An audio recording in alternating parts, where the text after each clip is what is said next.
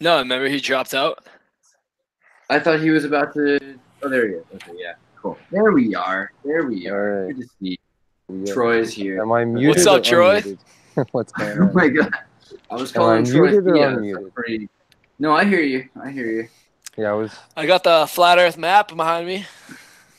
Oh man, it's beautiful. And then we've got Odin's son. Odin's son. What's your name again? Fuck. I'm sorry. What the fuck? Drew.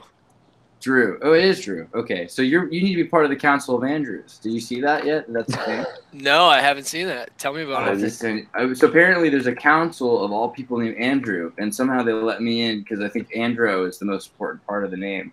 But it's like the Council of Ricks, but there's actually there's like 10,000 Andrews that are actually part of an allegiance. I don't know. So, Really? Oh, I gotta join. Hey, you know I- what's really funny is the flat Earth show you were just on.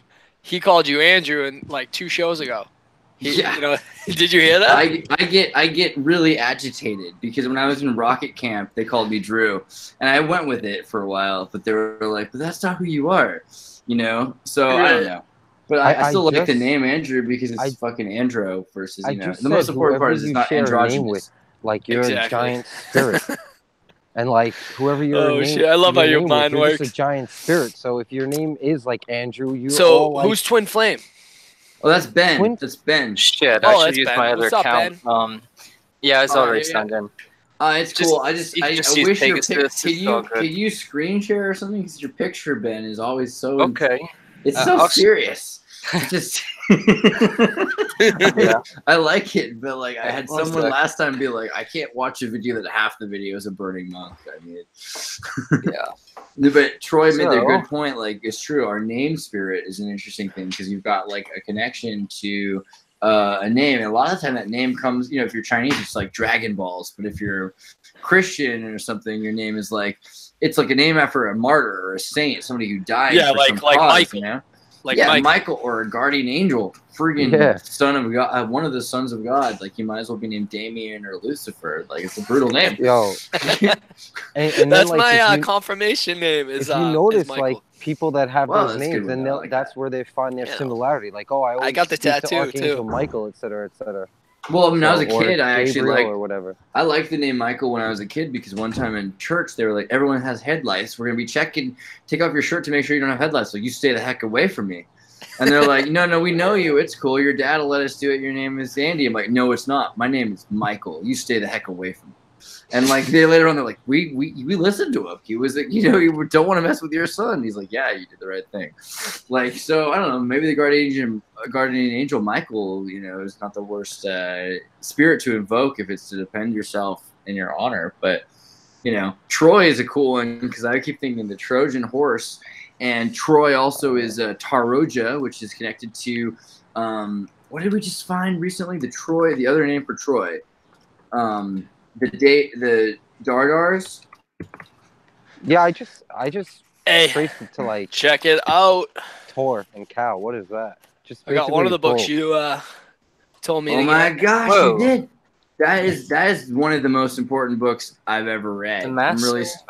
And the Margarita by Margarita. Bulgakov, by Mikhail Yes. Bulgakov. So the Holy thing crap. is, look how beautiful the tattoo art around it is also. So the The thing cat. about this book The cat. is this book is about a guy. Let's start with this. Like it's about the devil who meets these atheists. He's like, I love what you're doing. This is really cool that you're trying to convince people that God doesn't exist. And like, what? But God doesn't exist. And the devil's like, yeah, no, that's the spirit. Keep it up. Keep it up. Keep It's it cute. going. Yeah. It's cute. Keep it long as you can before you die, because you know what's gonna happen. And like, it was just so weird because there's a second copy. That he is the second version. No one's read the first version of the book, as far as I know, except for maybe Stalin's buddies, because he wrote a book and then he got arrested for it, and his book was burned. And he was in jail for 20 years in the gulag. He smuggled out one page at a time of the book that you had in your hands just now. Wow. So that's him That's rewriting that, because he's like, all right, if I'm gonna die for this book, then I'm gonna live for this book. You know what I mean? Like if I'm gonna live for this book, I'm gonna That's die. determination. How did he smuggle it out? What did he do? That's a great question. As far as I can tell, it's 1,000 different ways, because each one was a different way. Well, you smuggle out a page wrapped around chewing gum. You write it on the back of money. You send it in toilet paper that's being smuggled. You're selling toilet paper, and the notes end up like, I don't know. There's all kinds of ways. Well, I haven't heard every single one because apparently Carrier it took, pigeons again, too. decades. Yeah, pigeons. I mean, he's in a place in Russia, right? He's in Novosibirsk in Siberia, which is snowy. So, like, to get it out of Novosibirsk, you'd have to have known a lady who was a nurse. And maybe what they did was use samizdat, because, even copywriters had registration when they passed through their copy machine. They would imprint which copywriter had used itself to write that and duplicate that paper. So, the best would be to have somebody had lung cancer with an X-ray. You could print it on a vinyl record on the side of an X-ray paper. And then you could send someone's X-ray from one part of the country to another part of the country. So medical records were used to smuggle media a lot. The original Napster was lung X-rays. That is probably the coolest fact I've heard today, and I've been deep in it. And Drew's like, I've heard a lot of facts today. Don't worry. They just keep coming, man. Hey, I also got one more book that you told me to get. I'm gonna go get it while you guys talk. Give me a second. That's deep in Siberia. I wanna mention some stuff because I'd love to talk about how Stalin created Novosibirsk, but maybe the first thing I should do before I mention anything like that while he's on his way is this is the first episode I feel like officially of the Chroniclers. We've got the Clarifics and the Tartar Sauce, and this is the Chroniclers. It's like if you've got like East Coast, West Coast of the Justice League or something, you've got the Crisis on Multiple Earths. We've got to have a backup solution. You can't rely on one being more or less than another. In this group right here, this has been some of the minds have been putting together some of the craziest information, and you haven't even heard much of them because they're not even like doing a weekly thing. So I think it's time we do a weekly thing. So this is Drew, this is Troy, and this is Ben. And these are some of the most important people part of the Tartary Nova. So Ben looks like a 1920 mobster. And I'm gonna be your host. Yeah, and this is the deal. We're gonna have Drew doing the hosting, the Chroniclers. He's gonna be miking it up, he's on the mic. So that'll be very useful. Very useful to Easel. Easel's like painting, so definitely creation. Just go with it. Just flow it out, man. What's this book you got? Wait, is that the book? Oh, it's the book. My bad. All right. Very good. The Bhagavad Gita. So this book is, also the version you have. I think, can you tell me, like, is this, do you know which translation this is? Is it a modern translation? This is the older one, right? This is the good one. Yeah, this is the older one. This is the good one. Oh, thank God. This is the good one. They keep pushing the new one on people, and I'm like, no, I'm good. I like it. I like the way it was before. I like it as it was. I like as it is as it was.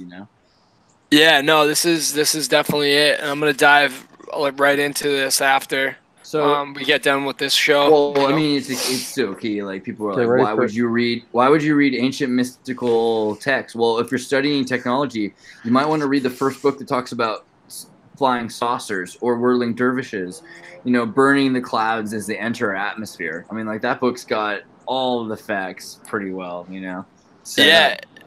Absolutely, and especially with like the beings being blue, and it relates to obviously Saturn. And I think that goes along with some of the, the pre-Tartars, you know what I mean? And right. Where they came from. It gives a different story of also Christ, right? Yeah. I mean, and also gosh, you just brought up 11 things that matter. But blue bloods are key because, looking at copper instead of iron-based blood, and we're even just now talking about nanotech to replace iron blood cells with nickel or copper blood. Imagine you had blood that was made of titanium, so you could just stop breathing. You call the hospital, you're like, oh, I woke up this morning and my heart stopped. When did it stop? Oh, sometime last night. Oh, well, just get to the hospital this week sometime, and you'll be fine because your blood, you'll be able to hold your breath for 72 hours. If you had not iron blood, and they're using horseshoe crabs, right? Guess what color horseshoe crab blood is, right? Bright blue. Smirky entering blue. The stars, my man. Yeah, because it's copper based, because the copper blood, and then you'll see green blood. It's gonna be kind of weird when we start meeting people that have nanotech blood because it's going to change everything. So wait, really quickly. Also, I want to say hello to Troy a bit. Troy, what's up with you? How you been? What you been up to? I'm doing good. Just been chilling. Can you hear us? You have a good connection? Yeah, I hear everything. Excellent. So where are you at right now? You just get back from you were in New York, I guess. Yeah, I was working, man. Every day working. Work sets you free. That's the story I hear anyway. Yeah, no. So I can't hear him. Oh no? No. Odin, why don't you rejoin the hangout? Sometimes some weird stuff happens. You got to rejoin the hangout. Yeah, I can do that. I'll do that right now. Okay. I can hear him for some reason. Yeah, you're Ben. You were here like most prudently. That might be part of why you're lucky. Early birds get the worms. So hold on real quick. I'm gonna introduce Ben, but Troy, let me go real quick. So let's explain real fast. You exist. You know a lot of stuff. Sometimes people don't know this, but you probably know more stuff than I do about a lot of shit. So I just know a lot of random shit. And then what happens is, like, in conversation, people will mention shit, and it's just like the neural pathways just light up, and then the information just will start clicking together. And it's like it was seemingly useless before, and then in that moment, now like, it's connected. It's super useful. So only reason people like me at all. Like, I basically just try to always go with the, like, as above, so below, as within, as without, and that it's always taken from nature, animals, humans, and, you know, that's where you get all the good shit from. You don't learn it from, and yeah, from the stars too, but, you know, like welding. When you watch welding, that's like watching a star explode. So, I mean... Right. And so you've studied a lot of things, you know, in terms of Bhagavad Gita or like the Eastern religion, Western religions, or even like Asatru, you know, some of those. Yeah, pagan. I mean, oh my gosh, you just pull them out. What's going on? What are you studying? I have not really. I've never read the Bhagavad Gita. I've never even read the Bible. I haven't read really anything. Really? I don't know. So why do you know all this stuff? Why do you know all this stuff? You just heard it and you just never forgot?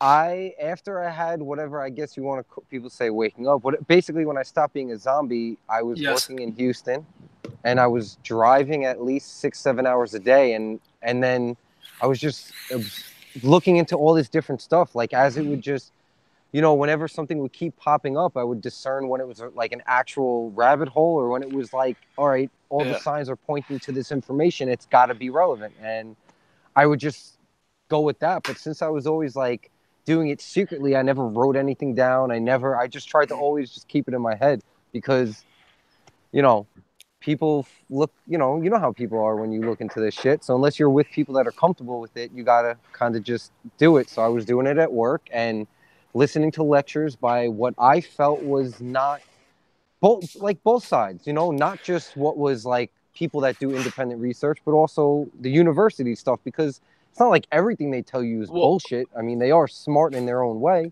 Yeah, so. Of course. Like, are you suggesting like Manly P. Hall? Are you suggesting like Terence McKenna? Are you suggesting some more of this like lectures that you listen to, and then you dived into that, and also some religion-based? I basically, the first thing I listened to was Terence McKenna, and then the next thing that popped up when I was on, like, looking into YouTube was this guy. He goes by the name of Seven Bomar, and he basically, I'm sure some of you have heard of him, Secret Energy. You know, that's his website. He basically just like resonated because I've never been atheist. I've always believed that there's like a higher thing going on. Yep. But you know, like I told you guys, when I was 4, I was calling the rabbi a Jewish pope. I like never. They couldn't get me to conform. Like, they would make me always do things that was like, this kid's just not listening. But it was just like I was calling bullshit. You know, I'd stare at the window, look at the trees. I didn't care what they were telling me, because I knew it was like, you know, only useful for that, where you're with them, school, religion. So those two people, I think, really tell you, like, you know, not that religion's bad, but you have to find the kernels of truth and discern what's like not just you worshiping a man that you're never going to see, because we're what's here, nothing else is here right now. We're all that we could really, not saying there's not higher powers going on. I just meant like, we have to be the ones to really want to do something. And that was his message. And I stuck with it. And he always said, like, you know, both of them really just say, use nature to teach you. And that's what I started doing. And between that and my daughter, I started to really see that that's the truth. Like, it's all around you. Everything you want to see is all around you at any time. You just have to really have to know what the truth is. And we all are going to have different truths. And then it's when we come together that I could say, like, you know what, my truth wasn't really right. And, you know, Drew or Andreas or Ben, what they had, they're closer to the truth. So I have to let what I thought is true disappear and know that there's so many different realities coexisting at one time. And I guess that's really just where I'm at. That's our whole goal is like we're trying. I mean, it's Theos. I called you instead of Troy earlier, the Trojan horse. I called you Theos, which was funny. Well, you guys know I have a whole thing with names and etymology because I do think that like that's what. So like that's the point of the name is like they fill you with something because it's already predetermined. And right, like mine, Drew, like Drew Weed, like Drew Weed, like the Druids, like True Tree. You know what I'm saying? So it's not, and spit it's not that hard truth. to figure it out once you start to see it. And like that's why, for me, it's like it's always been. I never realized that I've been learning things because everyone's always told me like I'm absent-minded. I don't pay attention to shit. And it's just that I'm really, I guess, feminine in my learning. Like, I'm very intuitive and I'm not logical. So, like, that's just how, and I've never realized that until the last 3 or 4 years. And so that's really putting hindrance on my trajectory from when I was, like, a kid till now. Gosh, imagine if you in the 90s... Imagine in the 90s if a bro with a beard with a backwards baseball cap could have been like, yo, you know, I'm just really feminine and stuff, you know? Like, the way I pay attention but like, to look people. At Odin. Like, yeah, no, it's real. Look at Odin. Real. You know, it's in the feminine energy bringing back, and we're in that return right now. In the 80s, a dude who was leaving his family had to wear an earring, you know? I mean, like, yeah, we but finally you know, gotten there. It's not... I know what you're saying, and you know what? It's hey, the left, not the right, or whatever. You know what's funny? Like I'd have to say that that's what I'm trying to learn. I'm trying to learn how to put more logic and like structure because if I could do that, I obviously would be able to put a lot more of the intuitive stuff together. And I think that's where like maybe you guys balance that whole act out already because of the way that your flows are. So. I would say that. Well, I commend you guys on that. That's a funny thing. So I want to bring up Ben now, but let me just make the point that like so the thing about Troy versus Theos. So the metaphor I get from the name of Troy is the Trojan horse. But there's a lot more to it because it's hard to carry it. It's the whole culture comes with the Trojan horse. But there's also this idea of it's a gift horse. You never look a gift horse in the mouth. You just take it and you be stoked with it because it's what it is. But Theos, man, Theos is shared lens. And so it's like you might be, oh, those guys got it, but it's no, they got something. He's got another thing, and together we all have part of it. And if we let go of the bullocks, we can connect to what's real, you know. And that's what's legit is that there's actually, you know, I might have a whole vision, and then I might have a group with a whole vision, and now we have a new group of chroniclers that have a new way of looking at things to make sure we don't get hung up on one vision. It's like we're trying to spread it out. But okay, so I want to pull up Ben now because of all the people I know who've bothered to learn the Acacian records by heart and soul and also to read books about it, I guess Ben's probably number one, right? Like, so how you been, Ben? I think it's more stumbling upon it by accident. Okay. At least in my case, it was not something I planned on or wanted really. Yeah, no, and that's I would also credit you with that. Like I think all of this stuff found you because you were the only one who's capable to really understand or put it together. In this era, you know, there's not a lot of people that know. And by the way, we're looking right now at some Linux. Rapidly. Yeah. Half and forth, I think we find people that are cool that we can talk to, but you know, there's a lot of people being medicated, man. There's a lot of people that especially in the West, because I mean, we're the economic, you know, technological engine, and if this goes, then it sets them back with their plans or trajectory. Right. So they always want to keep a certain thaw. You want to freeze a certain amount of people from evolution to keep them staying the same way, just in case something goes wrong in New York or Los Angeles. You still have a backup crop, you know. Oh shoot. Well, okay, so I wanted to bring up a lot of the things that we've been doing on the Tartary Nova also, because clearly now we've got more people, we got more information, we have more people talking to each other, and it's time that we showcase some of that through the videos, because these videos are like 10 times 10. This is like so many levels from past where we were. Oh yeah. Yeah. I mean, we've been doing this for so long. We're like, okay, we better let people know that and we're every doing week this. we don't talk. That information actually just gets buried because you can't keep bringing up the past. Yeah, it becomes it's only algorithms. It's exciting for a moment, and then like you fed it into the system, and they just bury it. So like what we're spending our time doing is we're trying to actually collect this information so that we can present this stuff to you when you're going to hear it. But like also, you know, you're going to have to look for it on targetnova.com. You can't just believe YouTube's going to show it all to you. I'm sorry, it's just not real. But okay, let's talk about some of the cool things about St. Go, which of course is the nanotech company that I'm associated with in South America, and Mateus has been working with in Chile, like with Ben, one of the dudes I've known for years, a good friend, and he's been doing stuff for Target Nova since the beginning and before that. But like one of the things I wanted to point out, and I'll put up a GitHub. That's a good point. If you want to learn about some of this code, download it yourself. That's the coolest thing. You can either use it, or if you don't like us, you can use it for yourself without ever even knowing us. You could just exploit our work. Absolutely. I say that all the time. Everything I send up, you just take and just go with it. You know what I mean? Like that's the best part of what we do. Yeah, I really think, you know. Just you know, if there's anything useful, great, and if it's not, you can ignore us. But I'd prefer to know that people think that there's something worth, you know, like using. So Ben, you've been working on a lot of stuff in the last few weeks, last few months. I'm really far behind with. I've been trying to debug all this this ARM, you know, Linux on phone stuff forever. Yeah. Like you can obviously root your phone and run just like a terminal emulator and stuff. And somebody said you can run Docker in Android, so I gotta do that. But so straight up, he's running Linux on a cell phone. And I was thinking last week how cool I'd look if I were to do that. And I mentioned it off in passing to Ben. And Ben comes back with like, oh, yeah, I have Linux running on a cell phone. Yeah. It's all right.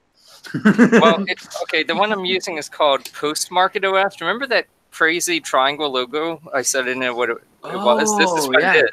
Okay. So this is also interesting. Notice logos and symbols because they tend to be important. Yeah, it's like a recycling logo, but I mean, I went to the Pine 64 forum. Oh, right. So Pine 64 is the computer you can actually attach to your television set. There's a lot of other things about it, but it's basically like a new Russian computer. It was the first 64-bit, or one of the first 64-bit like Pi clones, Raspberry Pi type of clones. Yeah. It's like a computer the size of your credit card. It's amazing. Yeah, it's really cheap. It's actually cheaper than Pi's for the most part. Really? But they have this one. They're making a phone. So there's this other thing called Libra. It's called Purism. Purism.sm or something. Yeah. They make phones and they make laptops and desktops, but they're really freaking expensive. Like $1,200 to $1,600 expensive. Right. But they have Puri. That's the energy they use. Yeah, good quality. They do all their own. They actually develop their own kernels and stuff. So, I mean, this is no small shop. This is a pretty big operation. This is pretty amazing because they're moving away from so free software is cool, but there's some people that have pushed themselves into free, like Google. Google has pushed themselves in, and they're like, oh, you have to use us because no one else is doing it. Right. So these guys are working around that. So you have completely free stuff that's not even Googled.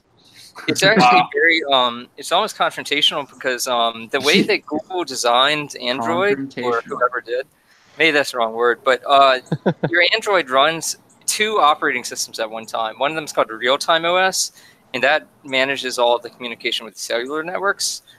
And for some reason, the NSA pretty much has a permanent backdoor into it. Yeah, I don't know the full reason why. You've seen the DEF CON speech that was done by the NSA. I mean, the thing is the NSA has made it pretty importantly clear that like if you don't work with us, you're working with our enemies, right? So that's how they look at it. So what these people did is they decided to just put like a firewall around that entire part of the phone. Because obviously they don't have the funding yet to make their own completely custom, SoCs, system on chips, but they can put like a wall around the infectious code. And that's what they're trying to do. So basically, someone couldn't, like, the NSA couldn't just turn on your camera. Is that what you're saying? Yeah. Or turn on your mic. Yeah. Well, Right, so anybody in general, because priority access. Yeah. Right. They can block that with the way that they designed their phones and stuff. So a lot of this goes back to OpenMoko. Let me see if I can find a thing while you're looking. Sorry, go. You keep going on puri.ism, right? Because that's also a pretty good Sanskrit term. They're kind of the only ones. I mean, I've maybe seen 2 other small shops, but this is like the only one that has like a products in the market right now.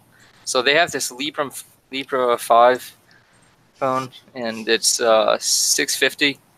It's a pretty high-end phone. Let me show the history of this in my best amalgamation of history.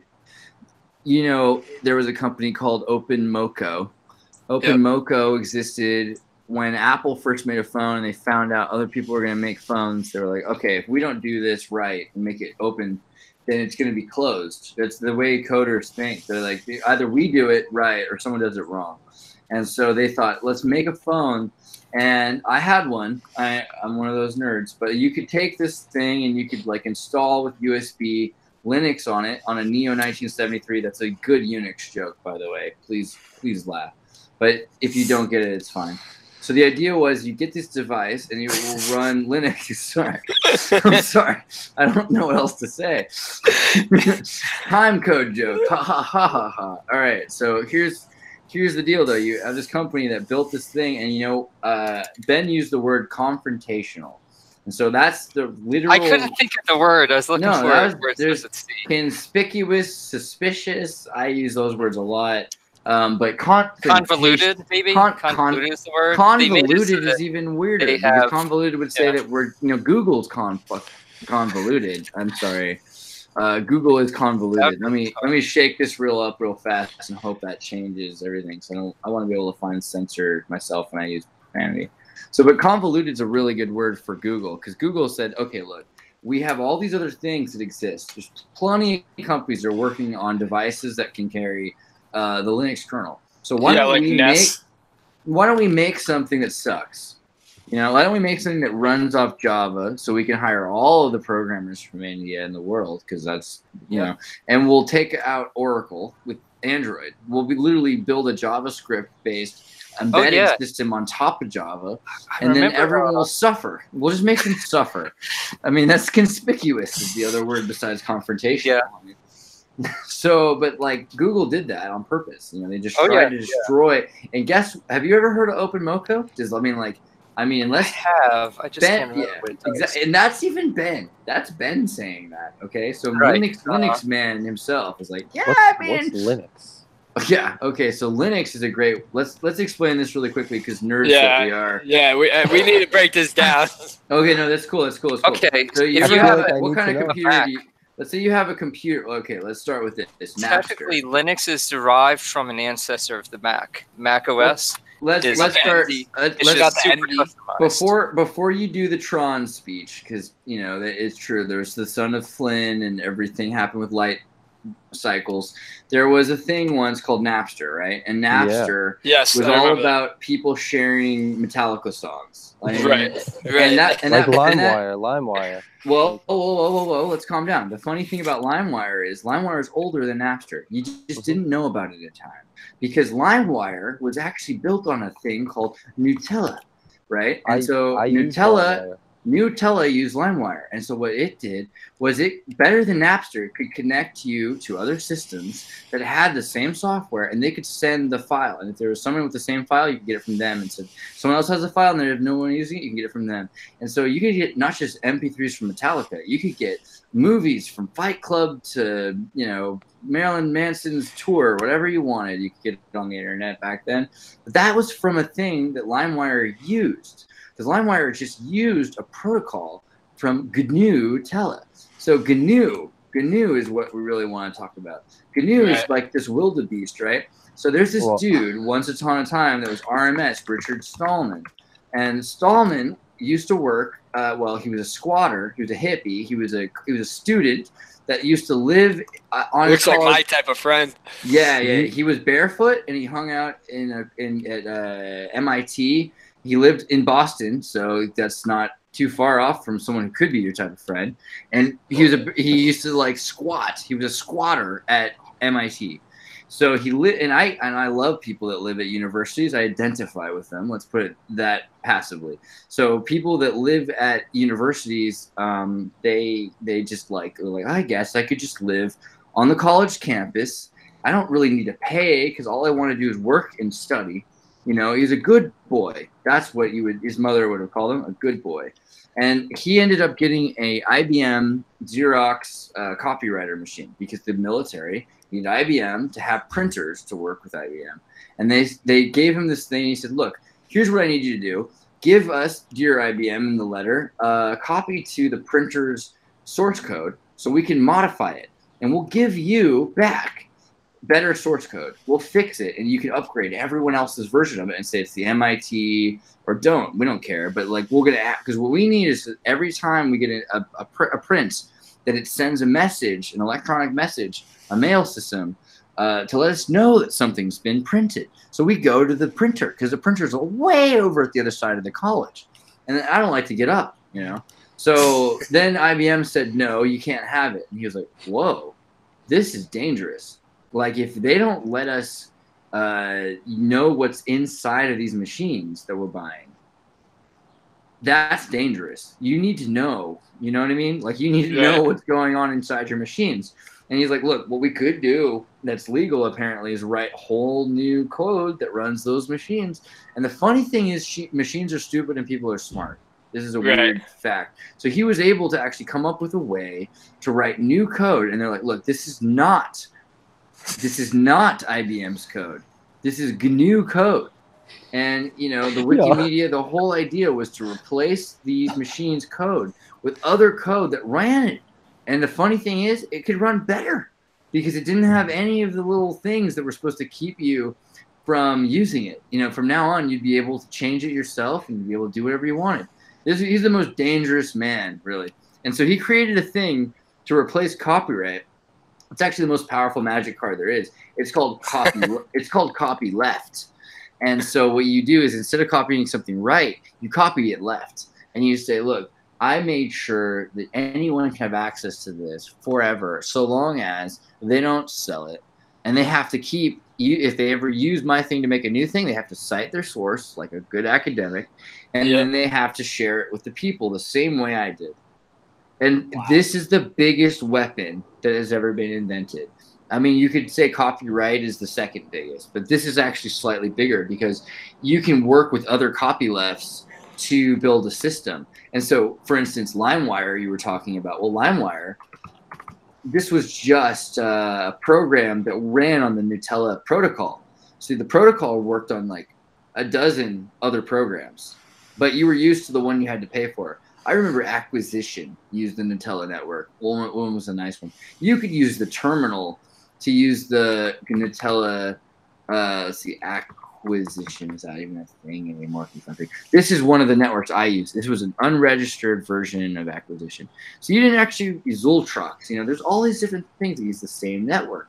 That network was really a way of doing things, right? So eventually there was people that had computers that ran, instead of using Microsoft Word, they used OpenOffice. Instead of using this and that, instead of using iTunes, they used a free music player, right? Free. You keep hearing that word free. But it's free as in speech, not just free as in beer. So, like, copyleft is like, you know, it's beyond just that it was available gratis. It was that you could take it, change it, and redistribute it yourself.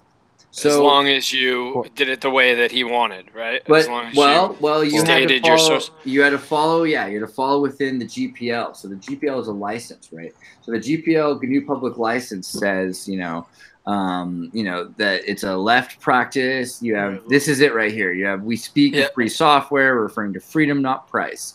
If you need to charge people to make your software, that's fine. If you need to charge people to edit and fix, like, so what you wanted was dudes that, like, you know how you have guys that work on houses when they break down, even though like no one owns the light bulb idea. Like people come and insult. This is the idea. You have people that come in and work on computers, like mainframes and boxes, and they understand computers for you. They're fixing your refrigerator. They're fixing your computer. That's you fix your car, you fix your computer. Not just your computer, your printer, your 3D printer. Your household might have a computer that runs its heating and cooling system. Your car might have a computer. There's now CarOS is a thing, CarOS, which is a free dashboard software. It's completely open source, and then it allows you to run your actual car off of a free operating system. So this is the idea of that. But what ended up happening was it got to a point where there was a free, he invented a system that would replace most of the computer, but not all of it. And there was a last little bit of your computer, the kernel. So if you think about, let's go back to Tron. So if you think, this is where Tron comes in. So if you think about Tron, and it's all about computers, and you have a soul, and the user's image is that application, and the master control program is kind of running all these other programs, right? Even the music programs are run by a master control program. It's almost like you've got an operator that owns a system. It's monolithic, like the despotic government that runs things, right? And so Tron is this interesting metaphor for the computer, because you've got a program that's a daemon, right? So you've got like BSD is daemon. So in daemon, in computers, you actually refer to each program as a daemon. So you've got it's like Maxwell's daemon. Yeah, you might have. Right. I think where the term came from. Daemon. Yeah. So a daemon. I mean, I wish I had the proper etymology for you. But when you use computers, it has to do with something that enacts an action. Invisible thing that runs all the time, and it just sits in the background and does useful stuff.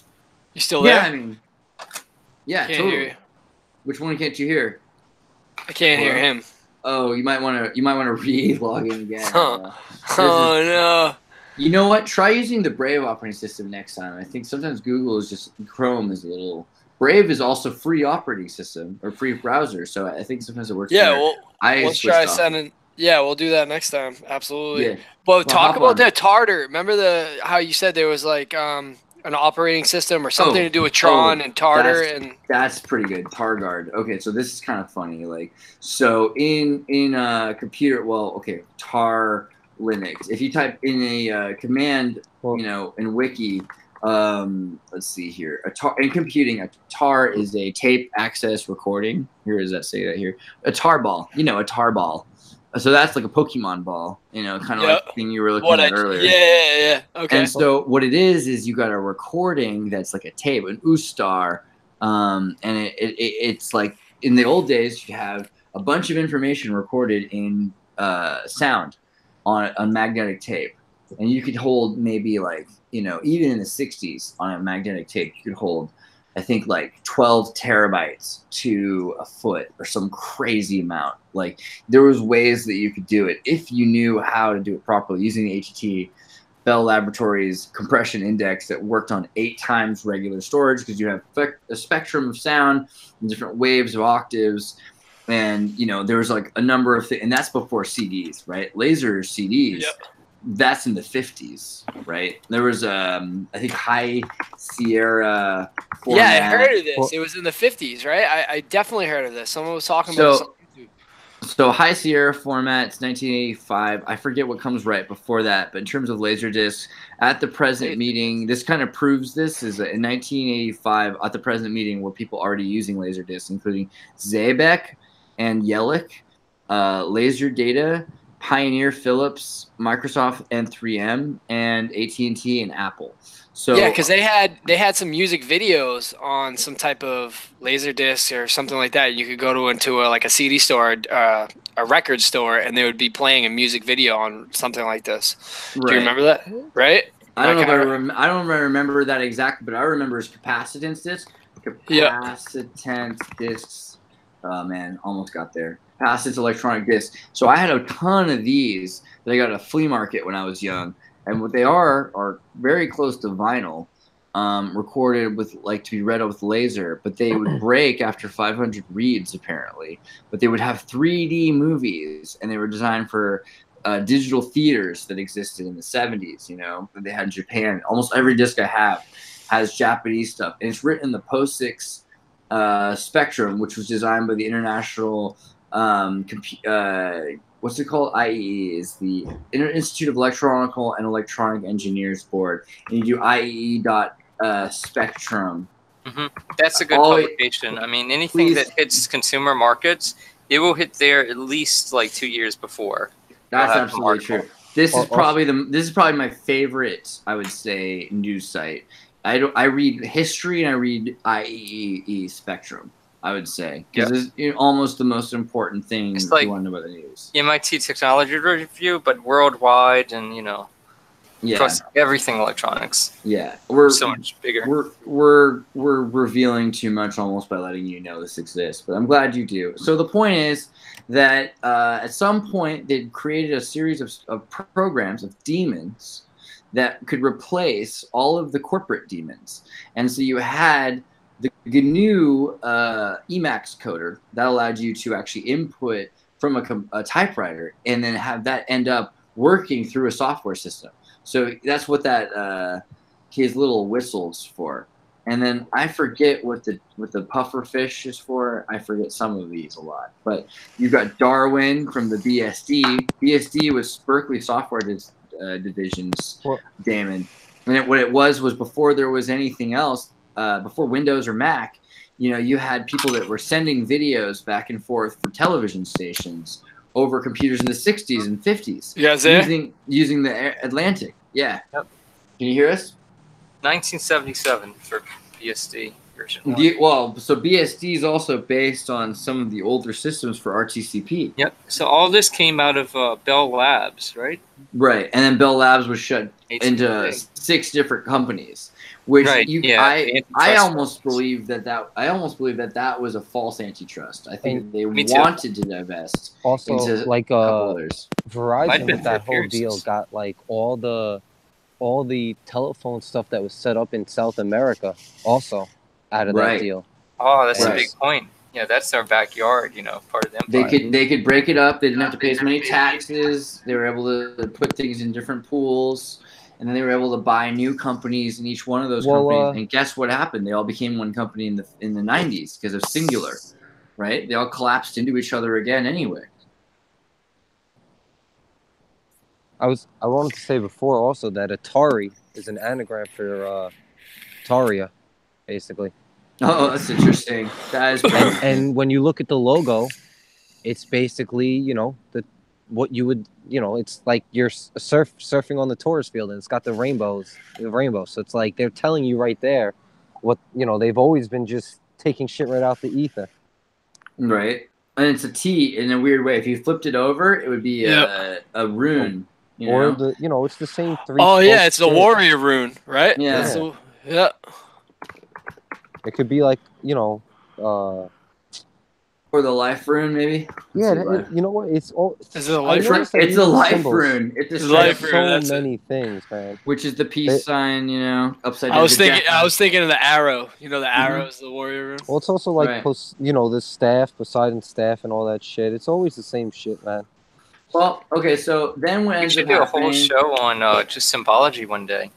That would be really. It'd actually have to be multiple segments because there's just so much. It would be. If you look at logos and you understand how logos actually control your whole perception, your mind, yeah, have you heard of the Gary Gnu show? Or kind of like sorry. No, I was just gonna say neuro-linguistic programming. And NLP, some of those fields that correlate. One of it. When you're a kid and you read OWL, good or bad, it's just they're using it to do fucked up shit. So that's all. I got an owl right here. But it's not Moloch. I feel like it's Tartaria. You know what I mean? Yeah, the Tartarian owl. That's the flip. That's the funny thing. Also, if you look at DC Congress owl, look at that symbol, and I don't know if I can really quickly do this. Let me see if I can open this picture up real fast. Does this work? Oh, but it's really the double eagle. It's not the owl. Well, but if you flip it over, here's the crazy thing about this one, right? Right.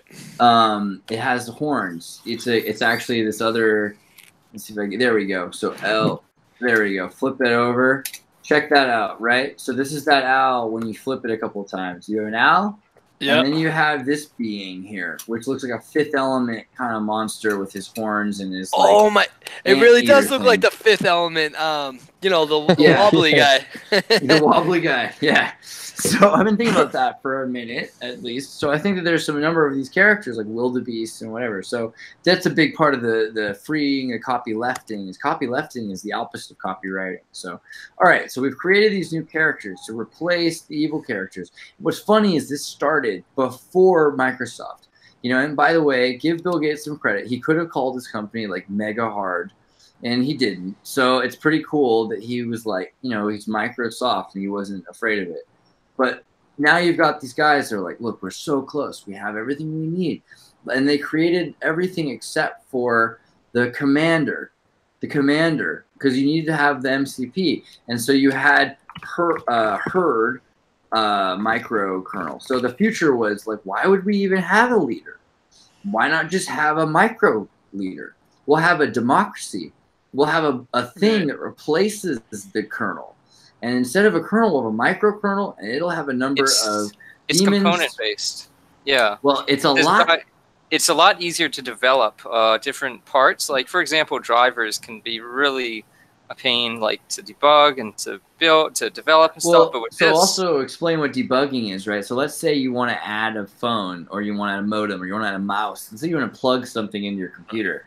If you needed to have your microkernel, if you need to have your leader know every citizen of your computer, including your mouse and your keyboard, well then, geez, you know, you'd have to like have it shut down and learn what it would be like. It has to think about it for a second. I'm going to have a new person, a new mouth to feed, and it has to figure out where they fit. But if you have just a microkernel, it's like my job is to defer to the application protocol, and the application protocol will work with the drivers for each one of these machines. Well, each one of these machines will have its own chauffeur. So I don't actually have to worry about giving them a license because the chauffeurs are well qualified. So there's like a whole government to your computer. And it makes a lot of sense because that's all scheduled by virtual memory. And underneath that is some basic hardware that knows that. And, you know, in the 60s, it was no big deal. The military was going to do it. It was going to cost a lot of money no matter what. Pretty much.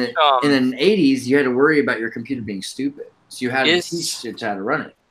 Do you know if iOS is a microkernel based? Absolutely. Yeah. iOS is a kind of... That's one of the first ones that really, you know, dominated the consumer market. Troy, can you hear him? Can you hear Gemini? Yeah? All right. Still can't hear. He's the only one I can't hear. Oh, brutal. I mean, well, he's saying important stuff about basically how iOS was Apple's integration of OS X. So OS 10. It's a new direction for OS X sex was, you know, they say it's not OS X, it's 10, because otherwise you'd be saying sex. Well, it is OS X. Okay, let's just deal with it because it's Next, you know, and they took the X right out of Next, but Next, well, oh god, that's disgusting. I'm sorry. Anyway, so here is what you have. So you have NEXT. So you have this black cube, and this black cube came because Steve Jobs, he's Syrian, right? Like, but he has no family. So his whole idea was his father had to disown him at one point, in order to, because he was not allowed to continue to have his children when he got married. I think his mother's parents wouldn't let her marry his father. I think the issue was that they were pregnant. They were pregnant before the marriage. So then they made them give up the kid, and they got married anyway. So that's the other reason he was so traumatized. Yeah, so traumatized by the whole concept. He's like, why was I not good enough? Well, buddy, you were probably the best, you know, don't get me wrong. Like, he proved that he was pretty good because he needed to. But so when he was kicked out of Apple, you know, because Apple hired the Pepsi guy to replace him because they were like, he's to run a technology company with old. Well, they figured. The thing is they figured that technology was done with, right? Because by the time Apple... Oh, yeah, they had a big recession, too, in the 80s. Like, I mean, for one thing, the video game market crashed. And then, you know, it spread to hardware and everything.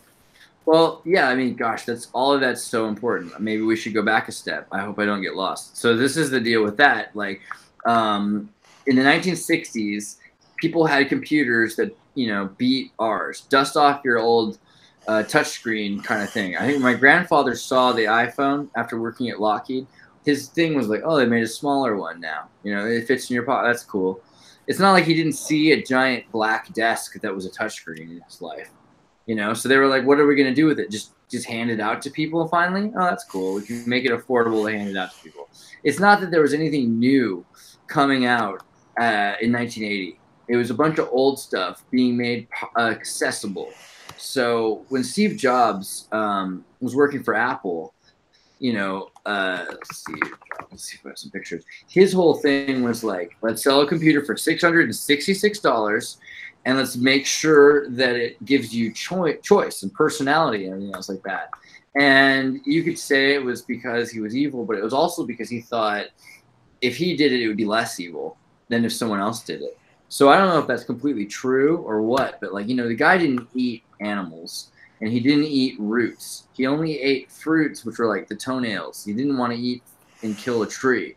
So he's kind of an interesting guy for being a Jainist and following that kind of model. So, all right, I'll go into that at some other point. Thing is, you mean the Jain Society or the Jain cult? Is that what you're talking about? Yeah, cult is Fruitarian for decades. No, I mean, right. Yeah. It wasn't just. I'm about it. I'm just saying. They're an ancient religion that are like proto-Hindu, and he was really into them, and he never ate after he took acid in community college, or I don't know how far back it was, but like 16, he stopped eating meat. He stopped eating. He didn't eat potatoes after that. Because potatoes grow underground, right? Right. So he wouldn't eat tomatoes even, except for it was because of the nightshade quality. He was against it, but he only ate that's why he liked the apple so much, because he was super all about eating. He's a fruitarian for decades, and that probably kept him alive a lot longer than he would have lived otherwise. Because all the research I've done says essentially. Yeah, no, I'm all about the Jain Society, the Jain religion. Metastasizing.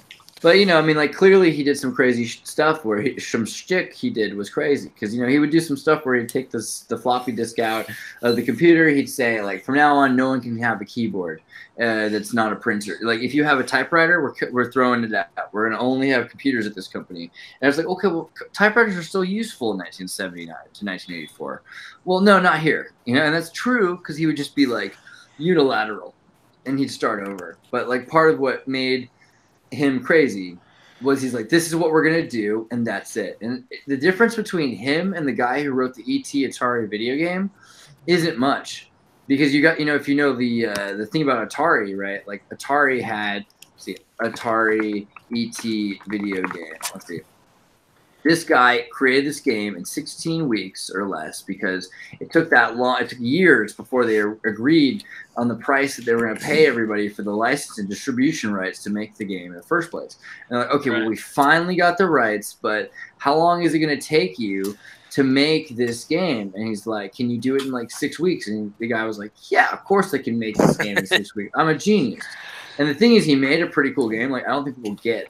It's just a complicated game. If you don't like this game, it's actually because you're stupid. And don't get me wrong, I had a hard time liking this game. I'm not a genius. Yeah, didn't they dump a bunch of them into That's how stupid we all are. We dumped all of our copies into a landfill. And There's actually a pretty weird thing. They went looking for the landfill, and in 2000 and whatever, I think they found it.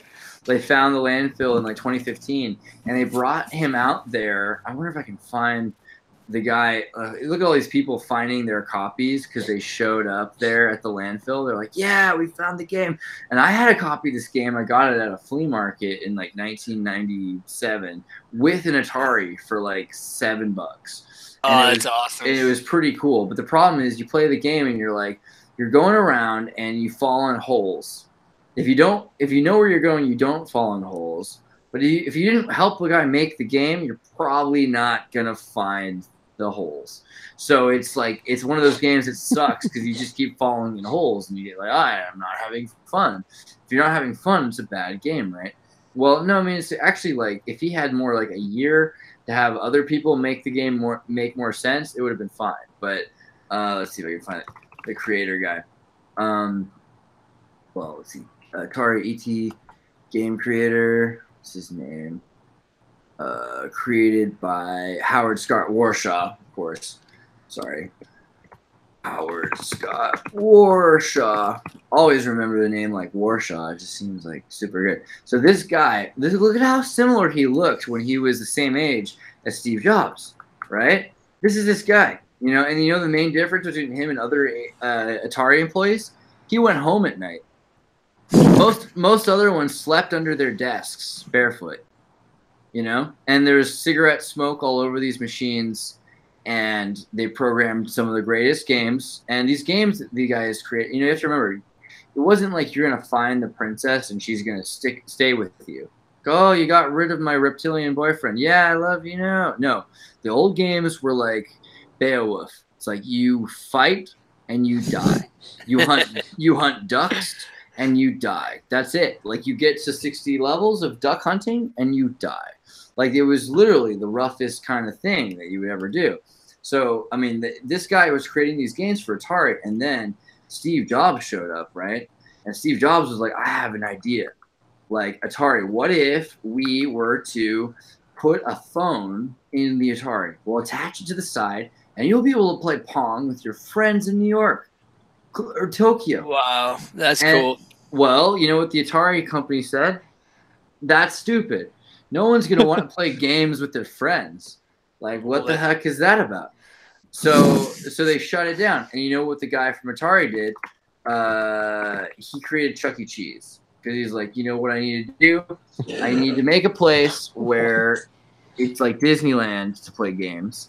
The kids buy pizza, and they keep putting quarters in. Because that's the model he understood. He's like, if people don't put quarters in to play the games, what's the point?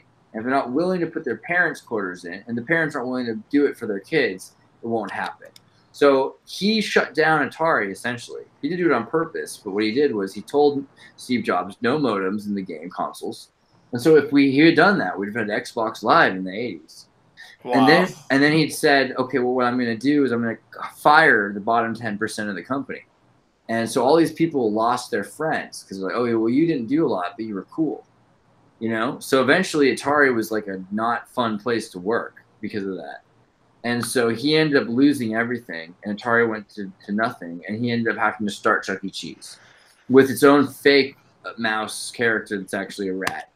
So, I mean, that didn't work out nearly as well, but I do like their pizza, and there's been a whole bunch of things about how they reuse pizza. I don't think that's true. I'm just saying that's a thing. So that is a thing. That's a thing.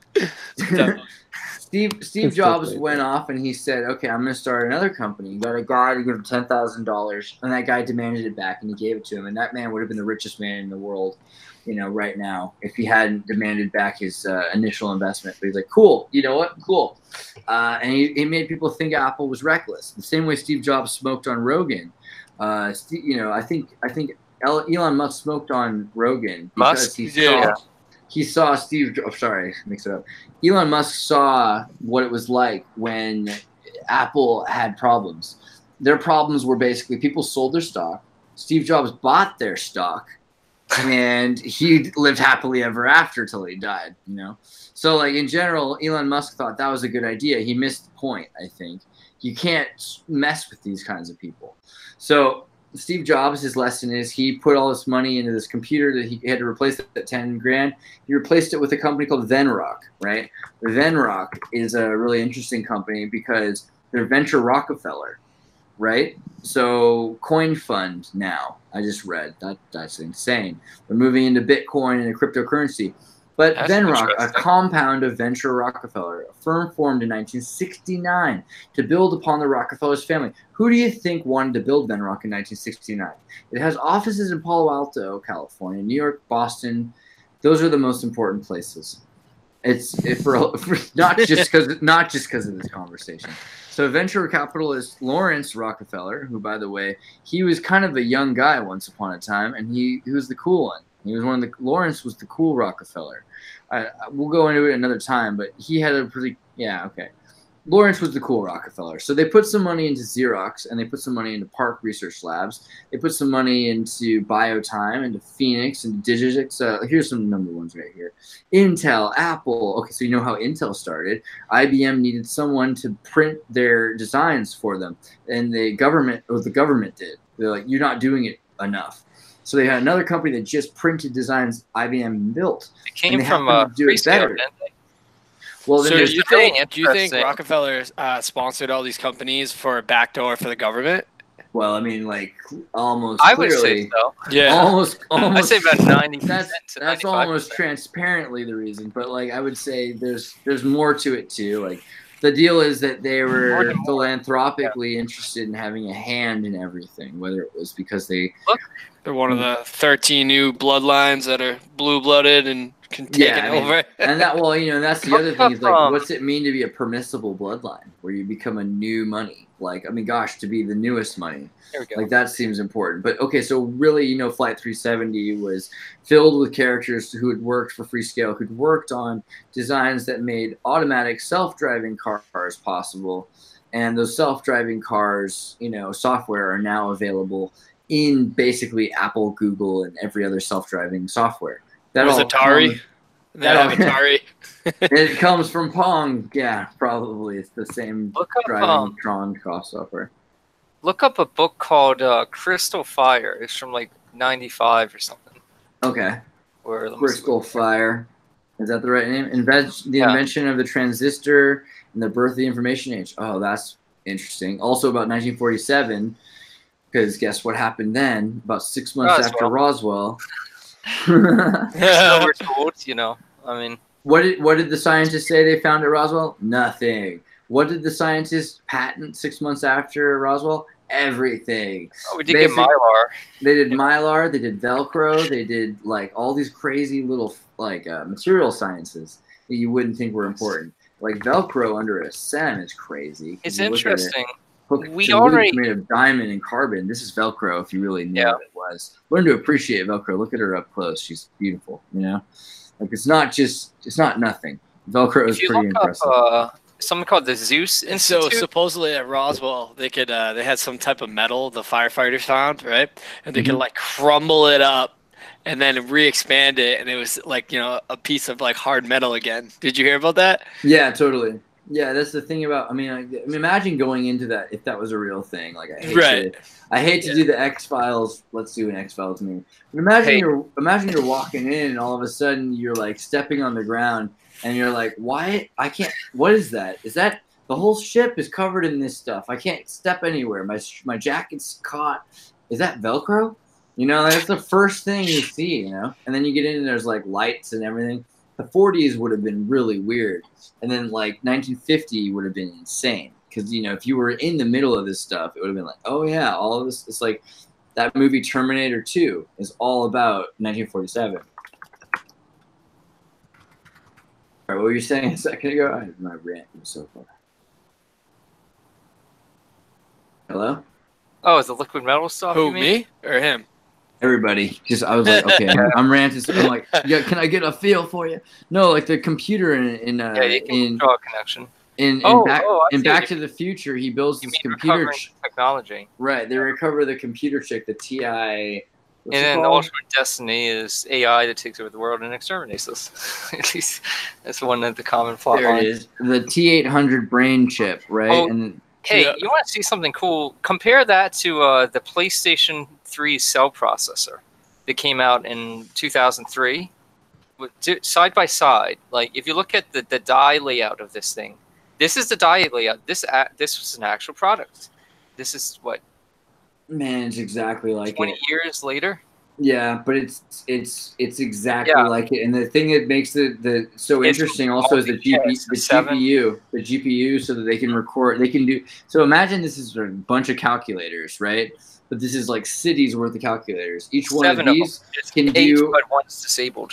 They can do extreme. Oh, one's disabled for like a. One of them was because of, you know, to get higher yields. So if there was a defect, each one of these things is called a cell synergistic processing element.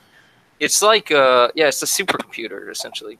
I mean, the Air Force actually built this gigantic thing to find terrorists in the desert using like 10,000 of these things. If you look up Air Force cell processor cluster or something, it's essentially an image analysis supercomputer. And there's like, yeah, this thing. So that's the Air Force using PlayStations. Yeah, and you know, satellite image analysis. And you've probably seen Small Soldiers. It's a great movie, where they. I mean, it's a true story if I've ever heard one. They've got these. They got these computer Tartarians.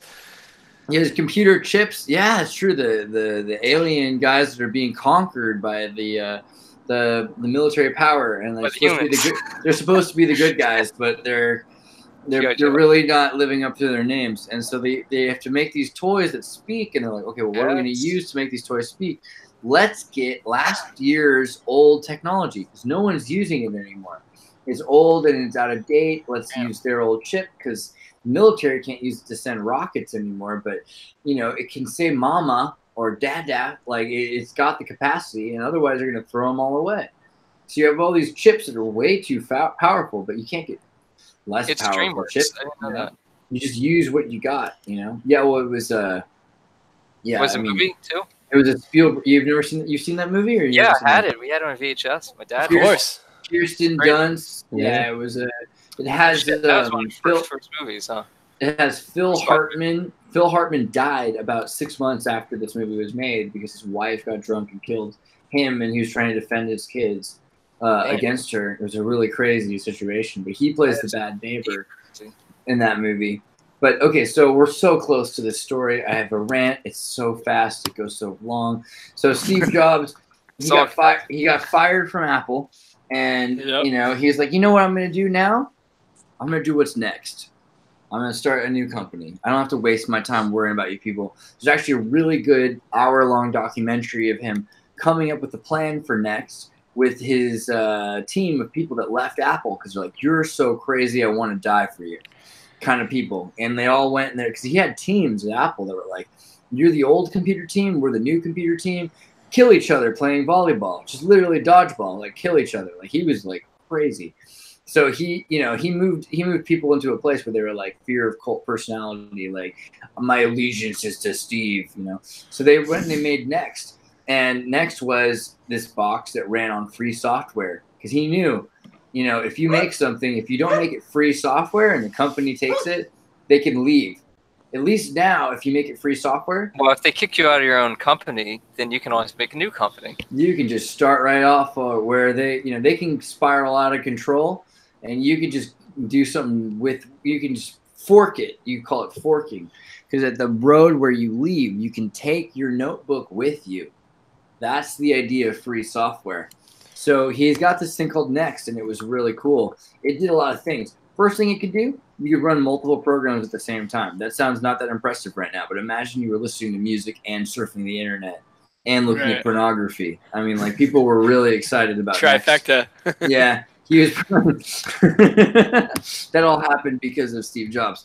And then he's like, okay, like the next thing it can do, it can Photoshop, you can edit pictures, you can edit a movie, you can watch 3 different QuickTime movies at the same time. Better than an Apple computer. How does he do it? How does he do this crazy thing? Well, it's because Next ran on BSD. So BSD, which is the Berkeley Software Division Unix. It's like kind of Unix that ran directly with a microkernel. Here's the importance of BSD. I don't know if I really want to explain. I could. It just take forever.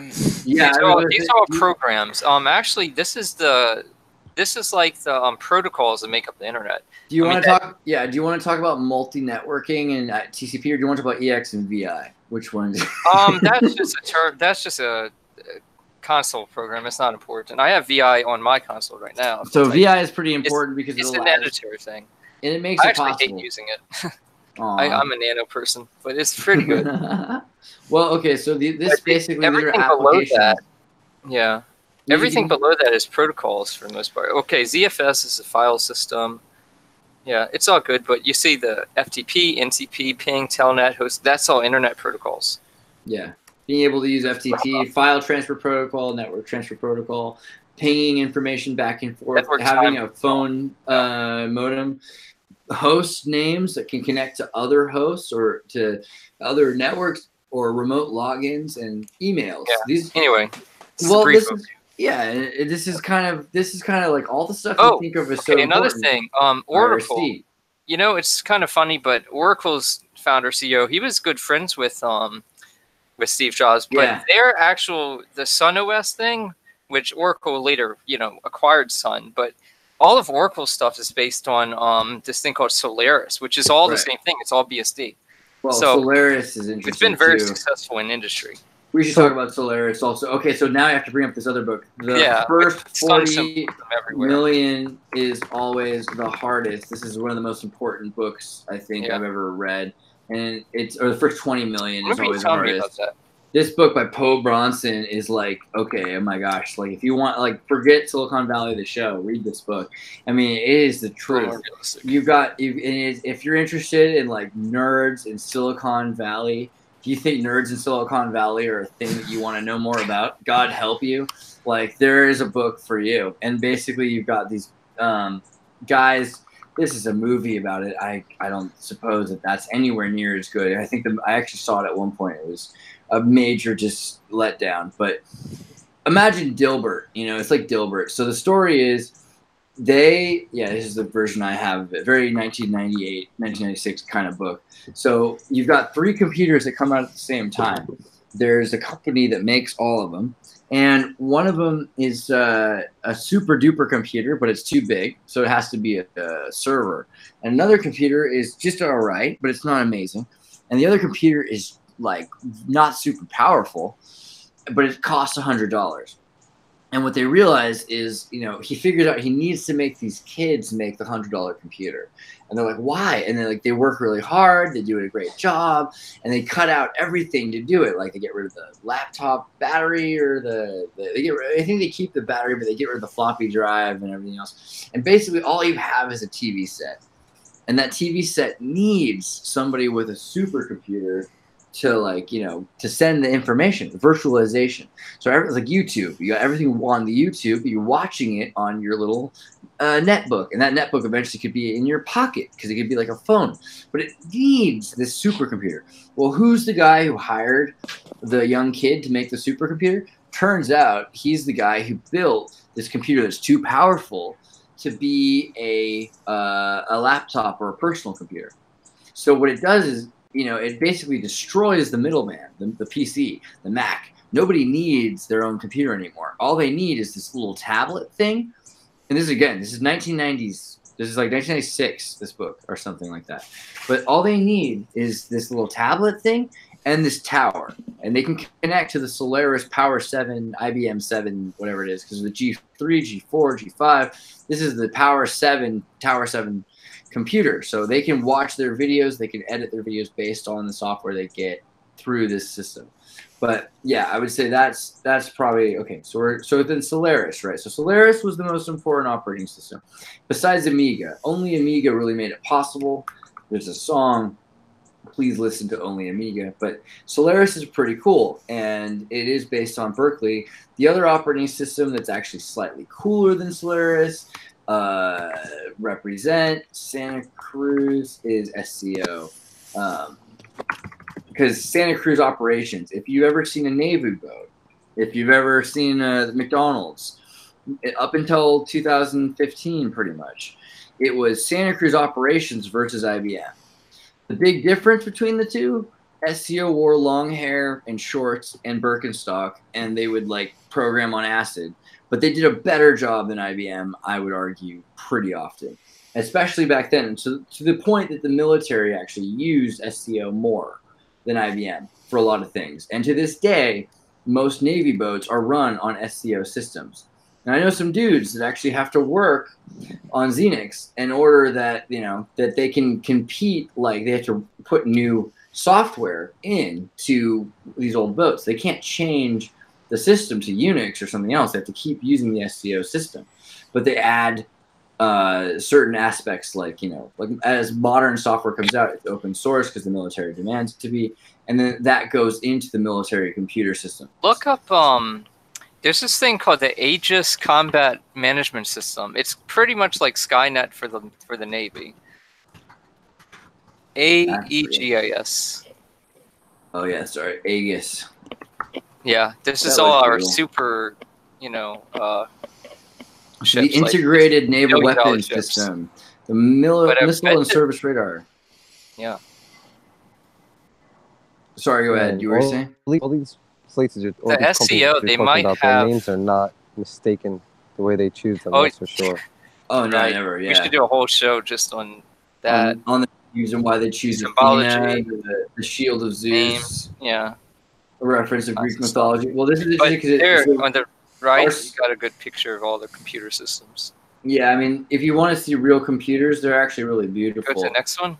They're pretty cool stuff. But they're very like vintage. Awesome. They look like 1980s, but this is like 2019, 18. Oh yeah. Okay, so that was 88. This one's 1997. Look at that. This is 1997. It's like, remember the old vector-based before they had raster graphics? Yeah. That's so cool. Well, vector graphics are going to be the future once we can afford them. That's the other thing. There's nothing new. All we're doing is making it more available. So vector graphics are way better. If you look at like let's see this, Bristol Video Vector Codec. So Bristol right now is working on replacing pixels. This is from 2012. So when I say right now, I mean like it's been a long time coming. They've been figuring out how lines and light patterns can be replacing pixels for a long time. I bet you that this would take a tremendous amount of time and computing power to compress it. If you that would be insane. But you would get it. It'd be like the Silicon Valley show where they have some breakthrough in compression. So what is it, like a program to do Photoshop? But that it's a codec. It's a video that's codec. Like the ball that you guys spoke about in the beginning. Like they have to make everything be so tiny and then also be part of the whole, and then that's how you could make. You mean like macro and micro? Like yeah. Well, so the difference between pixels. All right, so like do Victor versus pixels. With pixel, a pixel is ... Is this a dot? Is that a dot? Like it has data recorded for every single pixel. Yeah. So you're like, okay, so this is like. This is white, white, brown, red, white, red, brown, white. Black, brown, red, white. This is all, and then each one of them is this size. This square right here that we're looking at, that's the actual size of what pixel is. This right here is a 45-degree with a 35-degree curve of a black line. Yeah, that's probably even less data. Yeah, it's infinitely less data. Because you can, a pixel, you have to zoom in and you'll see eventually there's spots. But with a vector line, it'll always be perfect because it's never going to be a photo. It's always going to be it's like this, abstract concept of a fractals. Line. You can zoom in forever and you never reach the end of it, like a Mandelbrot. AutoCAD, right? AutoCAD? Did I seriously just do that? I guess that's what I was trying to say. Like, it's basically being the whole versus like separate. Or yeah, I mean, like that. Right. And we had to have the pixels to build the structures to have one solid piece. Let's say we're looking at. Yeah, it's true. Absolutely, we had to start with it. Look at the map, and here are the dots. Here's a dot. Here's this area. Here's a lake. Dots. Here's a building.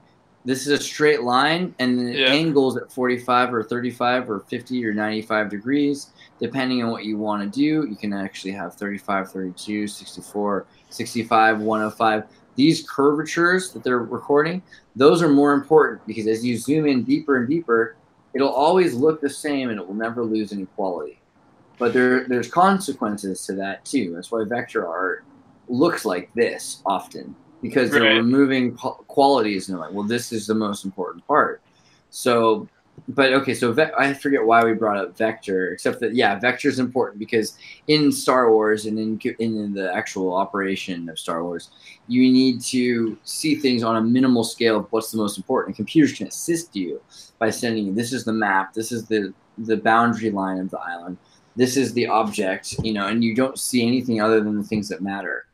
And it actually removes the amount of detail. Now that 5G is happening, they're starting to build new systems that you can actually wear helmets like Oculus and you can be somewhere on the other side of the planet.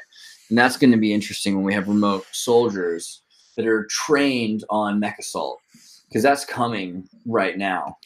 But So okay, so we had SCO, we have Santa Cruz operations, which was the opposite of Linux, or I'm sorry, the opposite of Unix, and it was very close, but it was very cool. And eventually, they moved away from SCO towards Unix, and Apple chose BSD, and so BSD, SCO. Let's see if I can put those next to each other.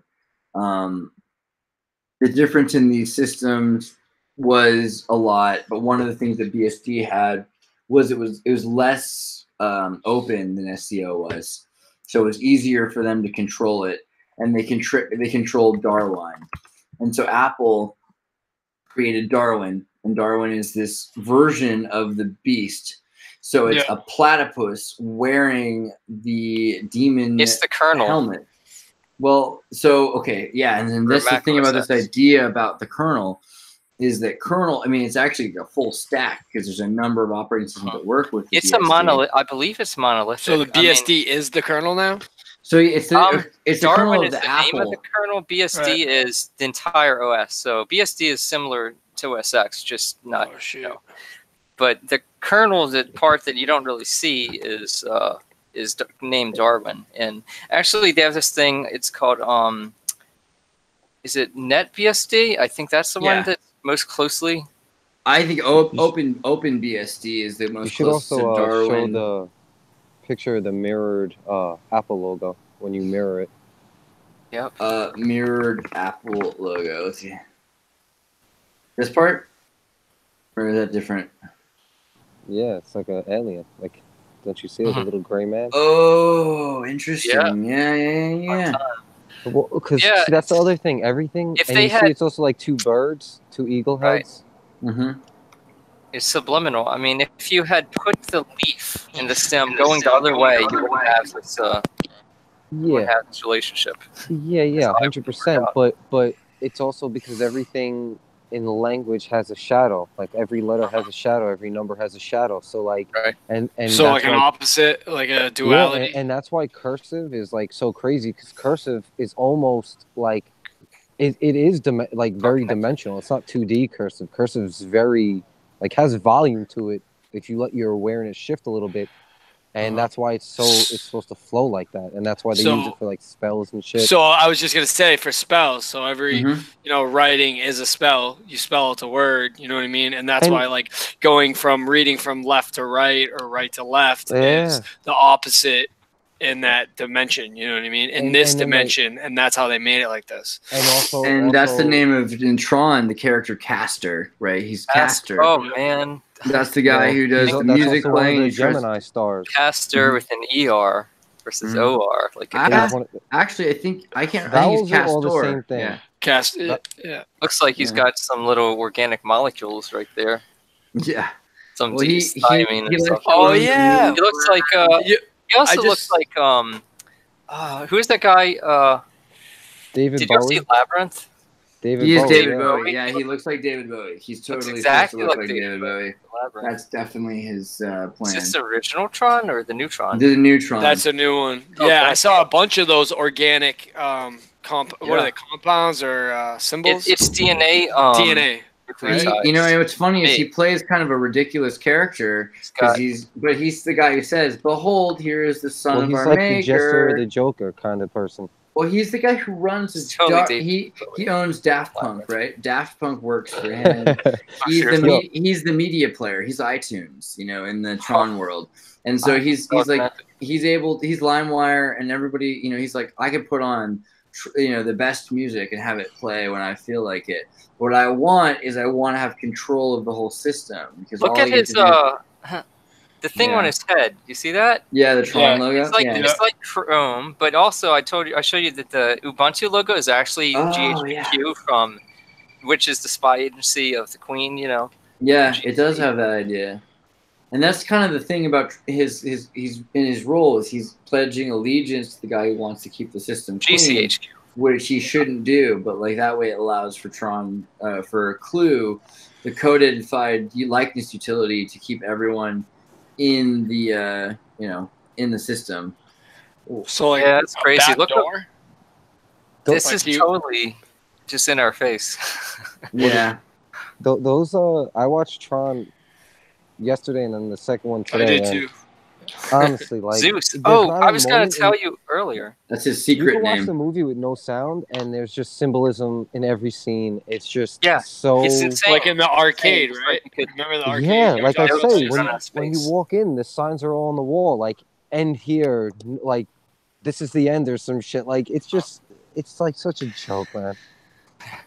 You The know, movie is so definitely good. You know, it's do like you do you do Sync Press NY Sync? Have you ever seen where's the Sync Book? Do you know what the Sync that? Book? No, So I it's don't know funny what your that is. name's got NY Sync in it because I've been yeah. thinking a lot about showing you my friends do the Sync Book, and I have a friend David who does some podcasts for them, and he does a whole. I'll send you some videos he does because he does videos where he synchronizes them. He started out by doing. He's one of the guys who did like the Pink Floyd albums synchronized to movies like Dark Side of the Moon. Okay. With Wizard of Oz, but he's gotten he's figured out that that's like a thing. Like they really do that in Hollywood because there are people in Hollywood that are film editors and people that are sound engineers, and they synchronize their albums. You know, let's see if I can find David Plate. Hey guys, I'm out of here. I got to roll tonight, but peace and love, and I'll be back in. All right, we'll do this again. All right, guys. Sorry, we haven't done more. We'll talk to you soon. No, absolutely. I got a whole bunch of stuff we can roll out, and we can do this every Friday or whatever day you want. All right, stay in touch. Cool, man. All right, have Peace. a good night.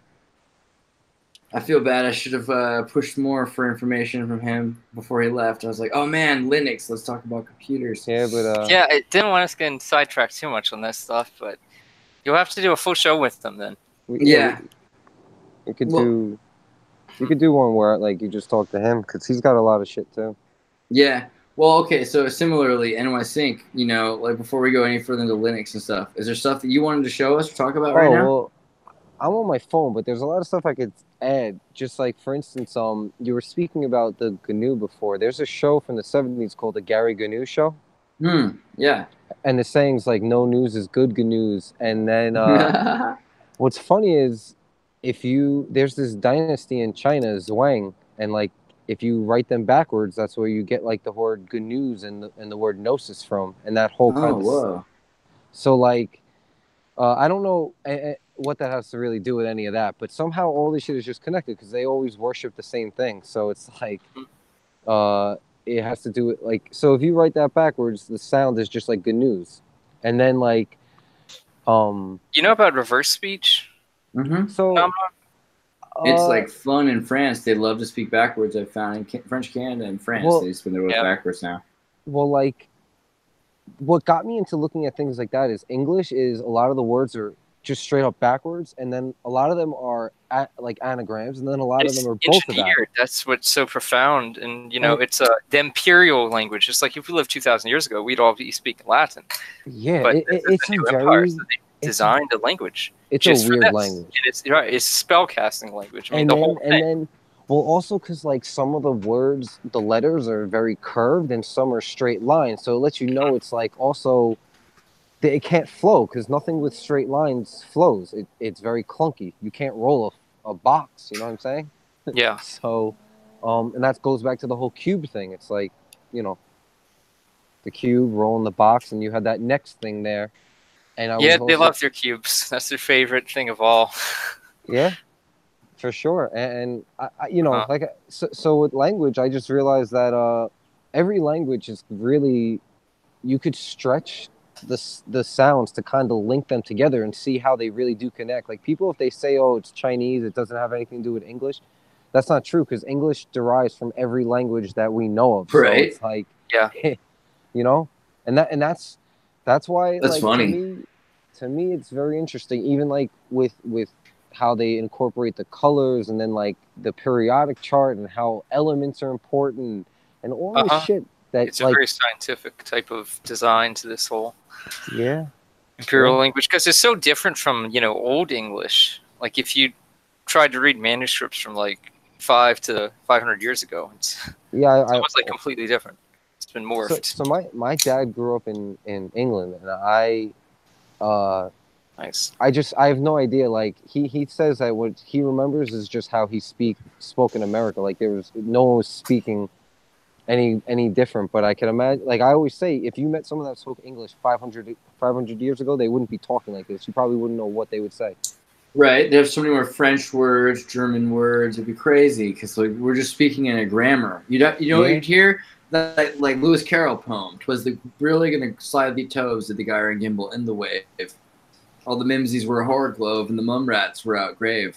You know, like that's how people sounded. Like you knew what they were using in terms of grammar, but their words were a whole different culture's words because immigrants would have brought those words and we would have used those like sayonara, cowabunga, amigo, you know? Yeah, and also I think like vowels are very much like the same letter. They're just to bridge the letters together, and that's like all they're really for. And so like you could really replace every letter with just like a Y or an X, every vowel, if you really want, and it'll get you to see a lot of languages how they connect. That's what I found. So, did you read that thing about Abraxas? Let me see if I find that. Hold on. So, I don't know, man. I have a like weird thing with looking into that shit because sometimes it gets you in these rabbit holes where it's like, you know, because that energy could, you know, people. Yeah, that's true. Yeah, like, you know, for instance, like when I first started really looking into names, my middle name is Cain, and that has so much like negative shit because everyone's like, oh, this guy killed his brother, and then you know, there's it's in every single religion though. Mm-hmm. So I mean, well, you don't seem like the type to kill your brother, so that's the other thing. but what I mean is like when you start to get how energy is like real. When I started to get the whole spirit and name thing, it means that anyone that's projecting this, like, because they think about it, like they're not upset that he really killed his brother. They're upset that he got to live like an okay life after doing it. Yeah. So like they're like, how does this guy having this kingdom, and I'm like, you know, I haven't killed my brother, but I'm having this life that's making me do whatever. You know, you kind of get what I'm trying to say. And so like, and then there's also people that like worship this demon called Cain, which is what Cain is. So that's like you have a lot of energy to transmute because think about how many people really believe these stories are wholeheartedly true. And I'm not saying pieces. That's the thing that makes you kind of better because you're not likely to go like, oh, cool, I'm a demon. You know, like you're not likely to jump off the boat with it. But you know what?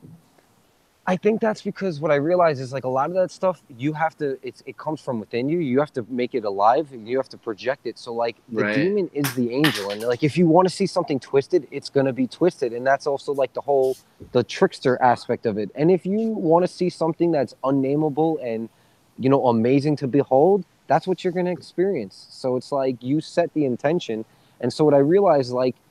That's what it is. If you want if you really want to do some dark, twisted shit, you're gonna do it because that's what you're trying to do, and that's why like. And demon just means like to me a divided man, someone who like just can't figure out what they're doing to not be whole, really. So. Well, you know, it's interesting also because we're talking about it being used in the Tron programs. You know, it's like a fraction of like the user or the maker. Well, okay, really quickly. I'm not going to go too deep into Abraxas and abracadabras and whatnot, but like this one page of the Secret Doctrine, or half of it, we are reminded in the King's Gnostics that the Greek language has but one word for vowel and voice, and this has led the uninitiated to many erroneous interpretations. On the simple knowledge, however, of that well-known fact, a comparison may be attempted, and a flood of light thrown upon several mystic meanings. Thus, the words, so often used in the Upanishads and the Puranas, sound and speech, may be collated with Gnostic vowels and the voices of the thunder and the angels in Revelation. The same will be found in Pista Sophia and other ancient fragments in MSS. This was remarked even in the by the matter-of-fact author of the Gnostics, and it remains. So through Hippolytus, an early church father, we learn that Marcus, a Pythagorean rather than a Christian Gnostic and a Kabbalist most certainly, had received a mystical revelation. It was said that Marcus had revealed unto himself the 7 heavens, sounded each one vowel. Each all combined together formed a complete doxology. In clearer words, the sound whereof, being carried down from these 7 heavens to earth, became the creator and the parent of all things on earth. Translated from the occult phraseology into still plainer language, this would read, the 7-fold logos have differentiated into 7 logi, or created potencies, vowels. These, the second logos, or sounds, created all on earth. Assuredly, one who is acquainted with the Gnostic literature can hardly help seeing in St. John's Apocalypse a work of the same school of thought. For we find John saying in chapters 3 and 4, etc., 7 thunders uttered their voices, and I was about to write. But I heard a voice from the heavens say unto me, seal up those things which the 7 thunders uttered, and write them not. The same injunction is given to Marcus, the same of all semi and fully initiatives. Yet the sameness of the equivalent expression used and the underlying idea always betrays a portion of the mysteries. We must look for one or more meanings in every mystery allegorically revealed, especially in those. Well, okay, so that's my main thing, is the idea of the chakras. I think is what it goes into in this page. Yeah. And the different vowels representing the gematria, well, and also the colors being vowels, so, and your chakra points. So I'm so glad you said that, because when I say vowels, I'm not speaking of tones, and that's the problem. Because like vowels are ways to connect letters to make a word, but a tone is what everything is. It's a vibration. So that's why, like, what's funny is you mentioned the Gnostics, and you know they say like the pneuma is the breath or the spirit, and then the musical notes in Greek is pneum, and you know, you could, like I said, there's also a cave in a place called Pneum that like they used to use for chanting and stuff. So there's tones, or whatever those sacred tones are, probably have like a vowel that we can associate with it. But you know, I don't know if I actually know what those are. I'm assuming they're just musical notes that, you know, like the basic notes, I'm assuming, that make all those sacred geometry shapes. Right. So that makes me think more and more that it's like there's something to vowels, at least at this dimension. And the Zohar has tried to tell us, you know, vowels can change with each time, and the information that we have comes from an older time.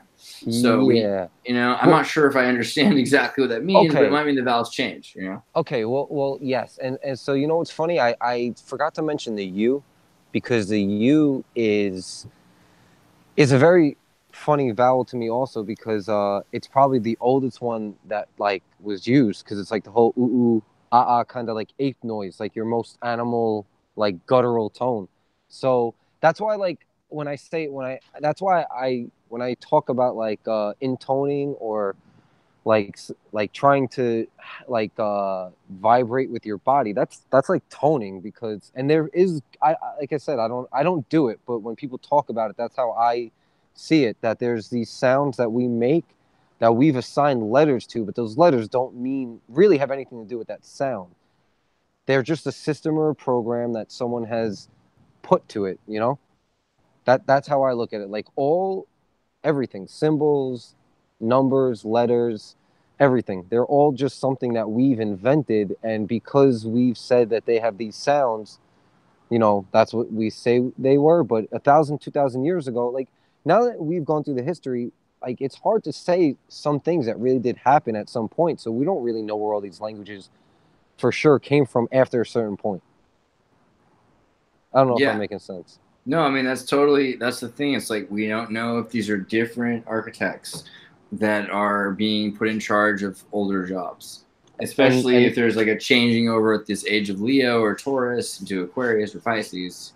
And that's why I think the vowels in the language do change for me, because I noticed that there's a similar sound, and I could see how if let's say I came from North Asia, and all of a sudden you're in North Africa, your dialect's slightly different. So how I'm saying something, you're going to hear it. You might not even know what that letter or sound is, because no one in your tribe makes it.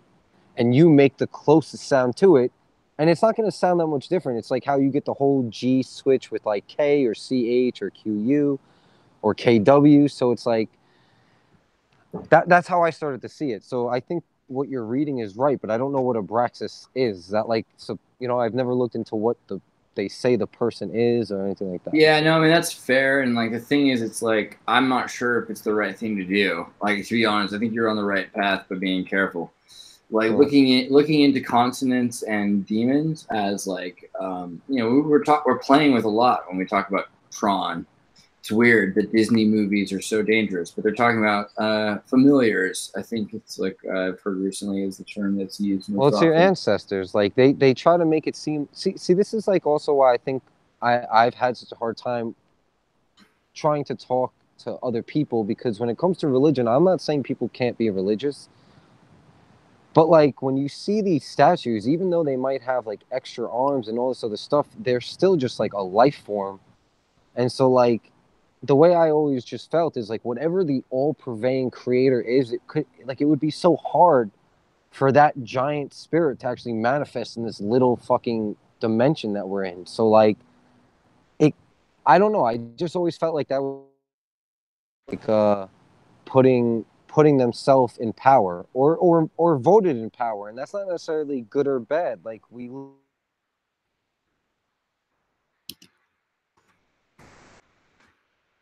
got a little bit of silence there for a second. Are you still around? What happened with that? Hello? Hey. It dropped. Sorry. Network wise. Sorry. Might be network. Can you hear me? Yep. Yeah, I hear you now. Yeah. Sorry about that. I don't know. No, I don't know if I'm ranting, but like I also, because you notice like the same words like guru, yogi, bodhisattva, all these names kind of mean the same thing, and they kind of all stem back to the same places, just in different points in time. And so it's kind of like that. You see there's someone that came through, or a bunch of people that came through, because it's never just one person. Like we see how we're all connecting. It could never just be one person. And they just like group them into these things, and they go around spreading that knowledge, or they take someone's knowledge and they make it their own.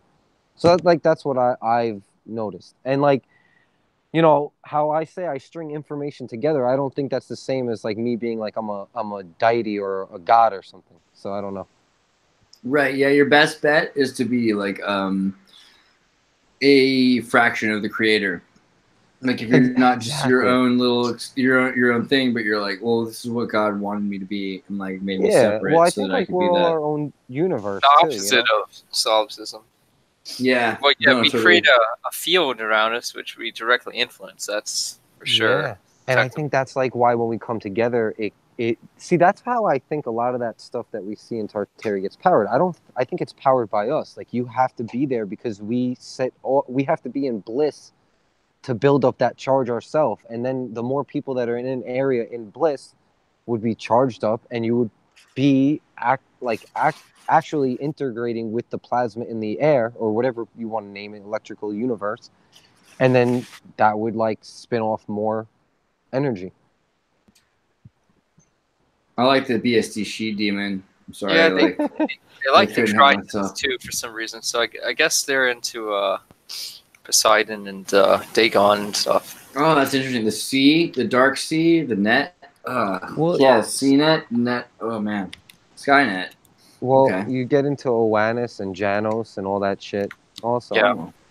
And then you seem to really like game theory, huh? I think it's important. I think everyone, all of us do. So Ben and I are pretty good friends with John Paul Larson. I think John Paul Larson's really kind of. He's like, but do you really understand how much you care about game theory? And we're like, where does game theory come from? It's I think maritime sea law, like naval law. What? I think it might. I'm saying who put it into theory. But what I'm saying, when you look at Tron, you have to think about who put it into a computer, not who invented games, because that's where things got different. That might still be the Navy. I don't know. Tell me. Well, the military has used it for, I would say, centuries. At least, I mean, for example, back when they still had marching armies, and you'd face each other in these battle lines, formations, and stuff. They even used game theory back, like in Napoleonic era, warfare. Right. So very successfully. I'm gonna. I'd say it's 300 years old. I'm gonna make a giant leap here, and I hope you guys can follow it just a little bit. So when you like look at these whole names things, and you see Janos, right? So like that, as you trace names back, it's like the spirit is really going to be whatever it initially came from, whatever that name really stems from, its root, right? So, there's a lot of people that definitely were doing a lot of things for a long time with the military, and one of them is that guy John von Neumann, and his real name is Janos, and he had a lot to do with like programming game theory and doing a lot of shit in Montauk Island, and so. Do you want to explain the whole face looking back and face looking forward thing? It's about time. Yeah, right. I mean, God of time. Yeah. I mean, well, yeah. Like, okay. First off, a lot of symbolism. Why don't you talk about what it means to you? Actually, that makes more sense than me just ranting all the time. Yeah. So the Romans, I don't know how sophisticated they were with their understanding of time and now, future, past, but is the god one face is looking backwards to the past and one is looking into the future. So it's like I guess you could almost think of it like the male counterpart to fertility gods, because everything depends on the harvest and food supply and all that, and military success. But it's just interesting. I wonder if it's connected to Jupiter as well. It's also a lot about like surfing the Taurus field, and that's the whole like X. You see his hair, it makes an X, and then in the middle is like where you're walking through like the center column in your head. And that's like to get into the whole astral realm. And then you see the hair in between the two plant, like the pieces of wheat is kind of like waves. And so like what he's saying is that this is someone that is controlling like dream space or building in dream space. Let's see. 1, 2, 3, 4, 5, 6. Yeah, 13 different little wheat shoots there. But it's interesting. I'm trying to think. Oh yeah, the Eyes Wide Shut movie, and then the actual photos that got leaked from one of those type of parties. They love their Janus mask. They usually have one face like 90 degrees instead of 180, but that's one of their favorite ones for their masquerade parties.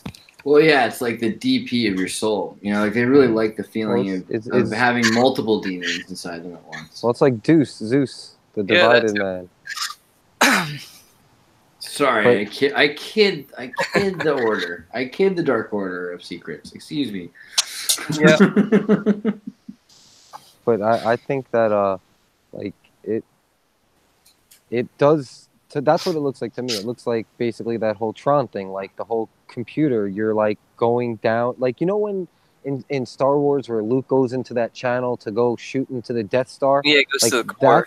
That's what it is. Like you're going right through those two toroidal spheres in the middle.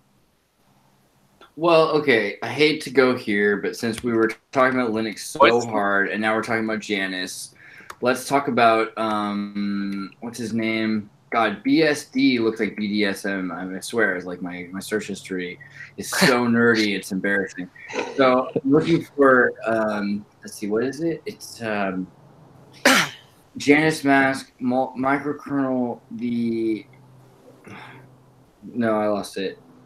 What was it?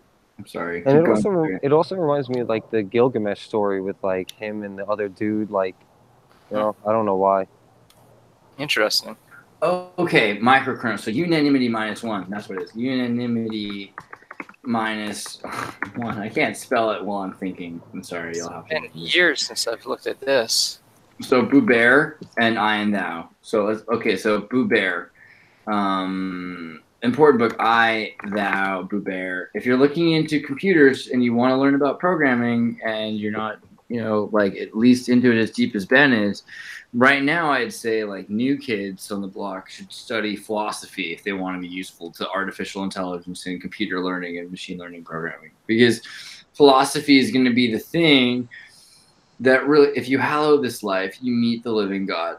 What does that mean, right? Like if you want to write programming, like study Ben Goertzel while he's doing like the hidden pattern. When we encounter another individual truly as a person, not as an object for use, we become fully human. That sounds weird unless you're studying object-oriented programming. Then you're like, okay, I get it. So what I'm trying to say here is this. There is I and Thou. Did you notice this book is not in the middle, the I and Thou part? Notice that. So Buber was a guy. As they say. Yeah, so there's not. It's not an equal. It's not an equal relationship, and so the idea is, it's almost like the golden ratio, isn't it?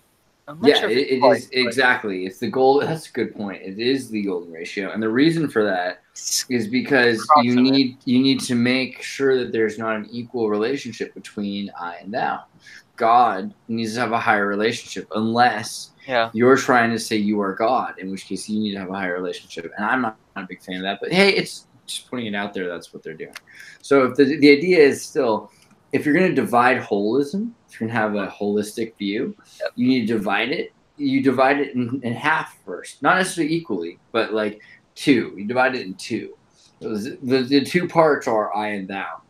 And once you realize that you have identity, then you can then start to come up with multiple identities. And you have, I think it's called kyriarchy.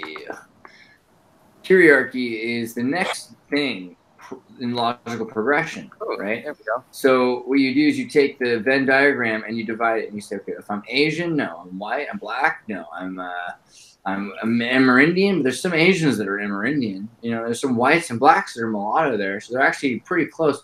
Amerindian and Asian, well, that's a whole other thing. And black and white on the other side of black and white. Well, what's going on here?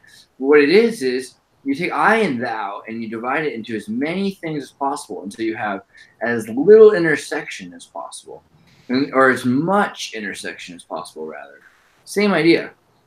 And then the people that are in the most broadness, or the people that are the least associated with any of the primordial primal goals. So you've got, you know, cisgendered woman, cisgendered man. You've got the LGBTQ, and look at the What's the IA? I've never even heard of those two ones. Where do you see this? Yeah. Yeah. That's probably artificial intelligence backwards. I'm not sure. I'm sorry. Just kidding. I'm just kidding. But like, all right, lesbian, gay, bisexual, transgendered, queer, interracial, and no, is that right? Intersectional. That's got to be intersexual and androgynous and androgynous. Come on. So lots of synonyms going on. So intersectional means you're neither, and then androgynous means you're both. That's what I believe that is. Someone tell me I'm wrong. It proves I'm old, not ignorant or uninterested. I care about you. I just don't know this week's particular what do you call it? What do you call it? They have it's a thing. They have a word for it, like a prefix. Yeah. Prefixes. Yeah. I don't know the prefix this week, but I believe in you, and I think you're brave. So okay. So the point is that they've got this idea of having intersectionality. Here's how you can create this idea that you're like, you're not black. You're a black cisgendered female. Where's that at? Oh, black cisgendered female here. And you are LGBTQ, you're here. So basically, you're not part of the group. You're just part of this this triangle here, right here. This is all you are. No. You're here. Let's say you're bisexual. You're not actually part of the. Maybe you're just like open to it. You're slightly. Maybe I don't know what it is, but you're just in this little spot. So the point is that you're not in the other spot, and the other groups. Let's say that you're white. Well, you're not white male. That's only these guys. And if you're white male but you're queer, that's outside of the box. So it divides us up against each other for no reason at all. I mean, maybe there's a reason, but is it really a good reason? Like, is there any reason that's good enough to divide us from each other? No. I mean, that's I'm gonna get burned at the stake. I know it, but like just saying that we should work together is actually confrontational these days. So here's the deal. This is kyriarchy. This is the logical progression of dividing us up. We're going to get divided up into a kyriarchy, and the kyriarchy is really important. They taught it to us in school, and they said this was a great thing, but I got in trouble for saying actually, you're going to tear us all apart, and guess where we're now? People are torn apart. Like that's what it seems like right now is people are torn apart from each other. It's pretty true. Unless you fit in like the new normative, and the new normative. Which looks like the biggest area here. Well, what website is this from? I got this from DuckDuckGo. But in terms of oppressionmonitor.us. So that's another important thing. This is not the people that are posting this. They're serious. They believe this stuff. They're not saying this as it's a bad thing. They think the coolest thing in the world is kyriarchy because it keeps us in checks and balances. Some people really like the idea of belonging, the need for belonging. Yeah, I'm dangerously afraid of how privilege works in the U.S. This is the article it comes from. It says there was so much privilege. Here's an example of privilege back in the old days. You've got this highest living standard propaganda with a bunch of people in front of the sign. You know, what's funny is there's just 3 levels of propaganda. There's propaganda. There's the people that are experiencing the propaganda that are existing. And there's the propaganda made out of the propaganda that these people are experiencing that we're all subjected to. So every part of this is like a holographic level of propaganda. Because whoever took this picture probably lined them up. You know, I doubt these people were standing here in front of this line with these buckets right in front of them like this on purpose, unless they probably got paid. Not. Just to be honest, let's be real. But like, you don't have to. But okay. So there's able-bodied privilege. There's Asian privilege. There's beauty privilege. There's class privilege. There's female privilege. There's good hair privilege. Male privilege. Have you ever been told that you have privilege? Probably have 1 or 2 of these. This might be the privilege they're talking about. Even if you don't get the one that you want, it's like you know that Uno. You get cards. You don't get the one you want, you can still win. You can still win it being an overprivileged person that should be beaten to death with the new Jim Crow. The incessant new Jim Crow, by the way, has to do with the age of color blindness, the mass incarnation, the age of color blindness.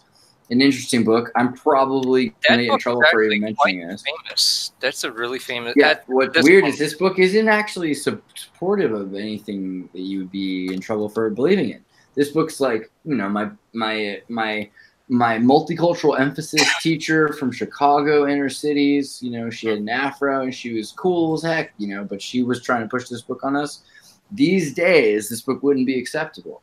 And they would call her, you know, God bless her, you know, Afro-powered soul, they would call her a racist. You know, this is where we're at in 2019. So you can't please everybody all the time. But, no, you can't. But okay, so we've now gone pretty deep. Let's go a little deeper back in history. It almost seems like they use all that to funnel us into political movements, because it's better to have, you know, like you said, us fight each other than unify against a common enemy. So yeah, they have and that's the irony, right? So like by the time I heard this, I was really lucky because my mom had showed me this book. And so she'd already learned this stuff back in the 50s and 60s, or I guess in the 60s, because she's born in 1950 or something, you know. So she'd been around at that time. She'd seen these books. And so Buber was a guy who, you know, kind of avoided the Holocaust, avoided the Nazi Germany period. And he posted this book about how if we were going to take holism, we're going to need to get there by looking at dynamicism. You know what I mean? Like, if you're going to look at the whole, you know, to first start by splitting us into less. And the lowest common denominator of whole is 2, you know? So, I'm sorry if you can still hear me. I can't tell if that. Can you guys still hear me? Can you still hear me? Sorry. Are we good? Hello? You're good. You're coming through clear. Okay. I'll be right back. I just cut my my cable for a second. So Buber came out to look at, like, either we're going to divide everybody up into 1 million parts, or we're going to be one. And if we're going to divide each other into 1 million parts, we're going the wrong direction. So let's start cutting us back into like less parts. So we have one part, and the one part is I, and the other part is thou. And so thou is probably more than I. And when you realize that God is more than you, then you've figured out the equation probably better than most people. So then you're able to figure out how you're part of God, and then you can get to 1, and then 1 is better than that hierarchy where you, like, even though I'm a black woman, I'm not a Democratic black woman, or I'm not a Republican black woman, or whatever it is. So I can't talk to the other women, or the other black women, or the other people that are women or black women. Like, there's no reason to divide yourself that many times up. The only reason you do that is if you want other people not to have control. So then you start dividing people from each other. So I and thou is key. But that's the thing about Janus, is you start to figure out, like, the holism approach. You're like, okay, well, are we really different from each other? What is the part that makes us different from each other? And then you say, okay, I'd rather be aware of your lens. And so theos becomes, you know, that's where theos becomes key. So that was my understanding of the Janus, is that there's 2 equal parts that have to work together. But you might have, like, Mother Earth versus Father Time. you know, is another thing that you could look at it as. I don't know.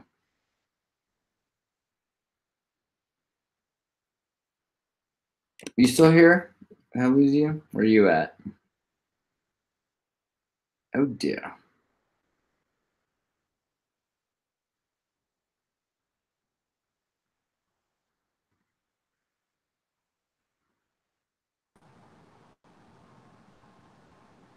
There you're back. Okay, I was worried for a second. No, cool. No. All right. Well, that was all I was trying to say. Is that Father Time, Mother Earth? So there's like what happens to the Earth, and then there's Father Time, and that might be the Janus, and then it also might have to do with our, you know, the direction we're going. Are we going towards dividing each other up more into hierarchy, or are we moving towards oneness? And the first step towards oneness is to just become two again. You know, move away from the multi-partisan towards the dynamic, and then you become the one again. And that's kind of interesting because you also kind of have to even become whole, you have to think in threes before you do that. Like going from duality to wholeness is kind of hard. So like I started doing everything very like trying to just be balanced in, you know, counterweighting it, you know. Not saying like go out and do a bunch of dumb shit and then do something good. That's like okay, because that's not what I mean. I meant like, you know, I'm not okay eating meat anymore, and I slip up because I still eat a lot of cookies. I'm a fucking cookie monster, but I don't drink soda anymore. So yeah, I need to stop eating cookies, but it's at least balanced compared to where I was before, where I was just like getting all crazy when I would eat meat and feel horrible about it. So yeah, I mean, like cookies doesn't seem like the worst, and you could probably learn how to make pretty healthy cookies. Yeah, but it's like that goes to the intention thing. You have to like do it. So I haven't done it. Man, well, I'll set you up with some healthy cookie recipes. I'm pretty sure that you probably exploit that recipe and make some money. You know, you'll be fine. Like you can definitely allowed. I think you're right though. It has a lot to do with like splitting up. I just meant like if you look at it from how like the dream point of view, it's always like that whole hemisphere in your brain and how you ride the Taurus field. But the stuff you're talking about is more in the physical. Like us coming together and also not like there's going to be differences. It's always going to be like that. Not everyone's going to get along, and I think that's why that like even that namaste stuff kind of goes a little too far, because it's okay to get upset and angry, but it's not okay to like then pick up a pipe and hit someone in the head. Right. Yeah. So. Well, I mean, this has been a pretty good, I think, introduction to what we're trying to do with this secondary episode series. Unless there's anything else you want to add, maybe we should just cut this one. And I gotta, yeah, that's totally fine. It's no. Is there more? No, is there some stuff you want to put? Honestly, I have to like, I'm gonna get a computer this week. I don't have, so it's like hard to actually show stuff on the phone. That's why. Like if Odin was showing a bunch of pictures, it would be a lot easier because then I could just spitball. Well, go to Costco, see what you can get for $100. Oh yeah, they have these netbooks now. Yeah, I did. I worked a lot lately, so I'm gonna go get a laptop. Yeah, if you know anyone at Costco, man, like you know the deal with Costco is pretty incredible. You buy a laptop for like $150, and then if you ever want, you can return it, which is pretty cool. I mean, I would never do such a horrible thing, like unless there was a reason. But I'm just saying, like, it's pretty good. You get a cheap computer there. It's definitely not their major money making scheme. Yeah, I don't need anything crazy. Yeah, but with a netbook, you can definitely, you know, you can install Linux and Brave, and you can put these pictures up, and you can share stuff. It's like already ready to go. It's pretty cool. Yeah, that's why it would be a lot easier. If Odin was showing pictures, but I enjoyed talking anyway, man. I could talk to the wall until the sun goes up and back down again. So, well, we'll get him back. He's got some stuff he's got to do this evening because he's got a family. I know how you got a family, so that's cool. But this is pretty rad. So very soon, let's start doing this more often. I think Friday we'll do another one. Sounds good. Cool, man. Talk to you soon. All right. Have a good night. Peace. Definitely nice meeting you. Thanks. Yes, Ben. Oh, have a good night. Oh, Ben, you're back. Ben, do you have anything else you could share before you're gone? I was hoping to see a little bit of the Linux thing you had been working on. Oh, well, I hit a bit of a showstopper. I'm trying to install Docker on my Linux phone, but I have to recompile the entire kernel because apparently I'm using a Samsung Galaxy S4, and it's like they never updated the kernel because they want you to buy the new ones that cost $700, $800, I think it's $1,200 for the S10 Plus or whatever. So wait, those things are real like operating systems that you guys are showing me? Yeah. That's the thing. Like, the whole cut to the quick of that conversation was you can get out of the loop of nonsense I was explaining to you, and you can work on a free alternative. And so looking over here at go back to that. That was cool for a second. I can just make that point. You can run like with the code, and you can replace the crap that your phone. If I do LSCPU, this shows it's a wait a second. I'm in 1 second. I'm in the wrong one. Here we go. All right, this is my phone running Linux. So LSCPU, and it says ARM V7L. This is a regular quad-core ARM. I mean, these days phones have 8 cores, 6 cores. This is a Qualcomm 600. But military company, by the way. Technically, I want to be able to just avoid this and just be able to do this stuff on Android so that people don't have to install Linux. But just it's a fun experiment because I needed to like read a specific file system on an SD card, and I have no SD reader. So I had to install Linux just for that one thing. But you know what? So it's interesting because I've been doing construction for a long time, and so I'm not like I'm more like a hands-on kind of person. I've always been like weird with technology, not against it or for it. I've always seen how things are good and bad, like it's all little stuff though. If you're my brother works with big stuff, and I work with little microprocessor stuff. It's like, he's a genius. My brother's cool, but he worked with big stuff. He doesn't like the idea of a little thing like he can break in his hands with a Fabergé egg, like software. I guess what I was just gonna say is like it's so crazy because this is like a part of the reality like I don't really interact with. So like when you were showing me those things, honestly, I thought it was kind of like a bit. You were like making fun of it, but now I'm seeing how real it really is because if I just follow that logic where they just get everything from like the shit we create or we've created because they're not like that intelligent. They can't create shit.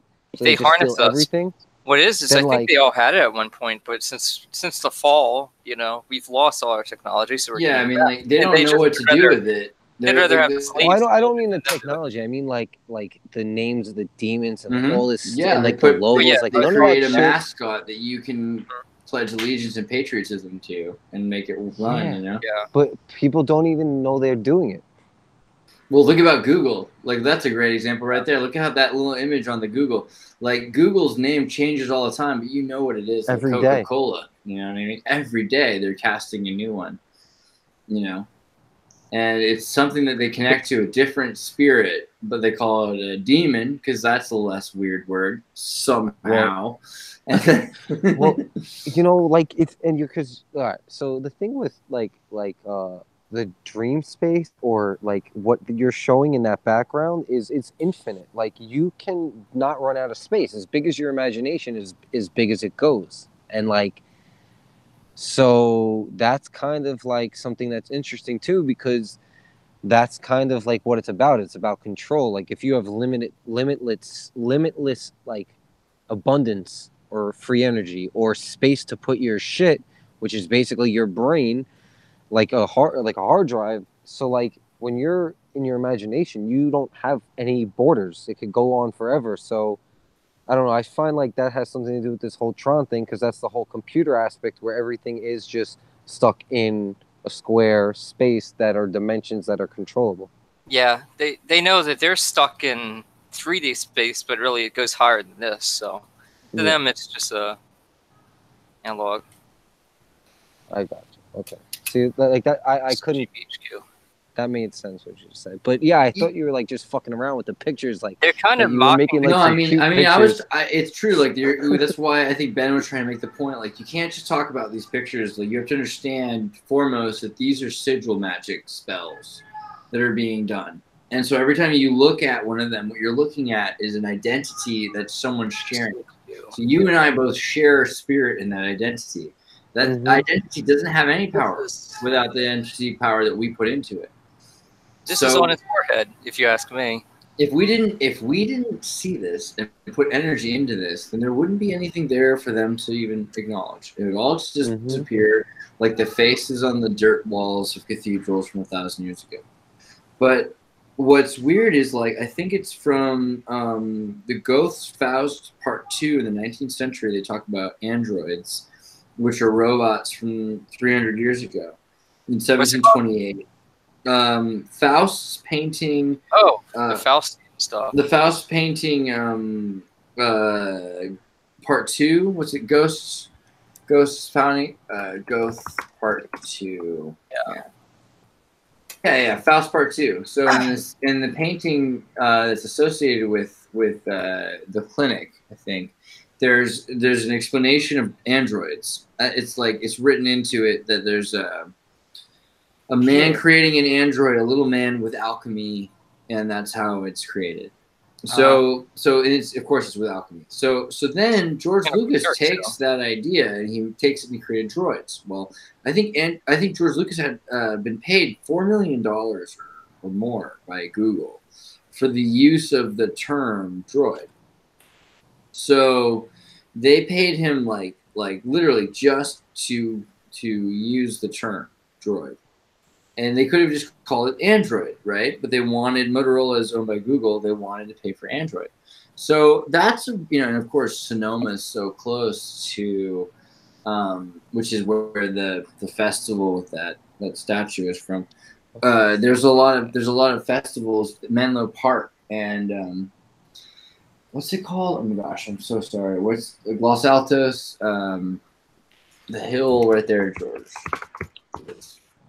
Not Menlo Park, but the Marin County, is that right? Marin, Modesto, right?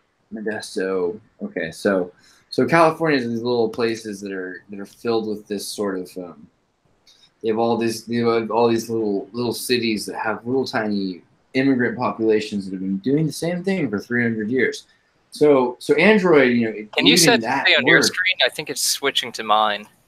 Oh yeah, well I was just looking at the stuff you were looking at. It wasn't bad, but like George Lucas, Marin. Is that right? No, that's not right. County Met.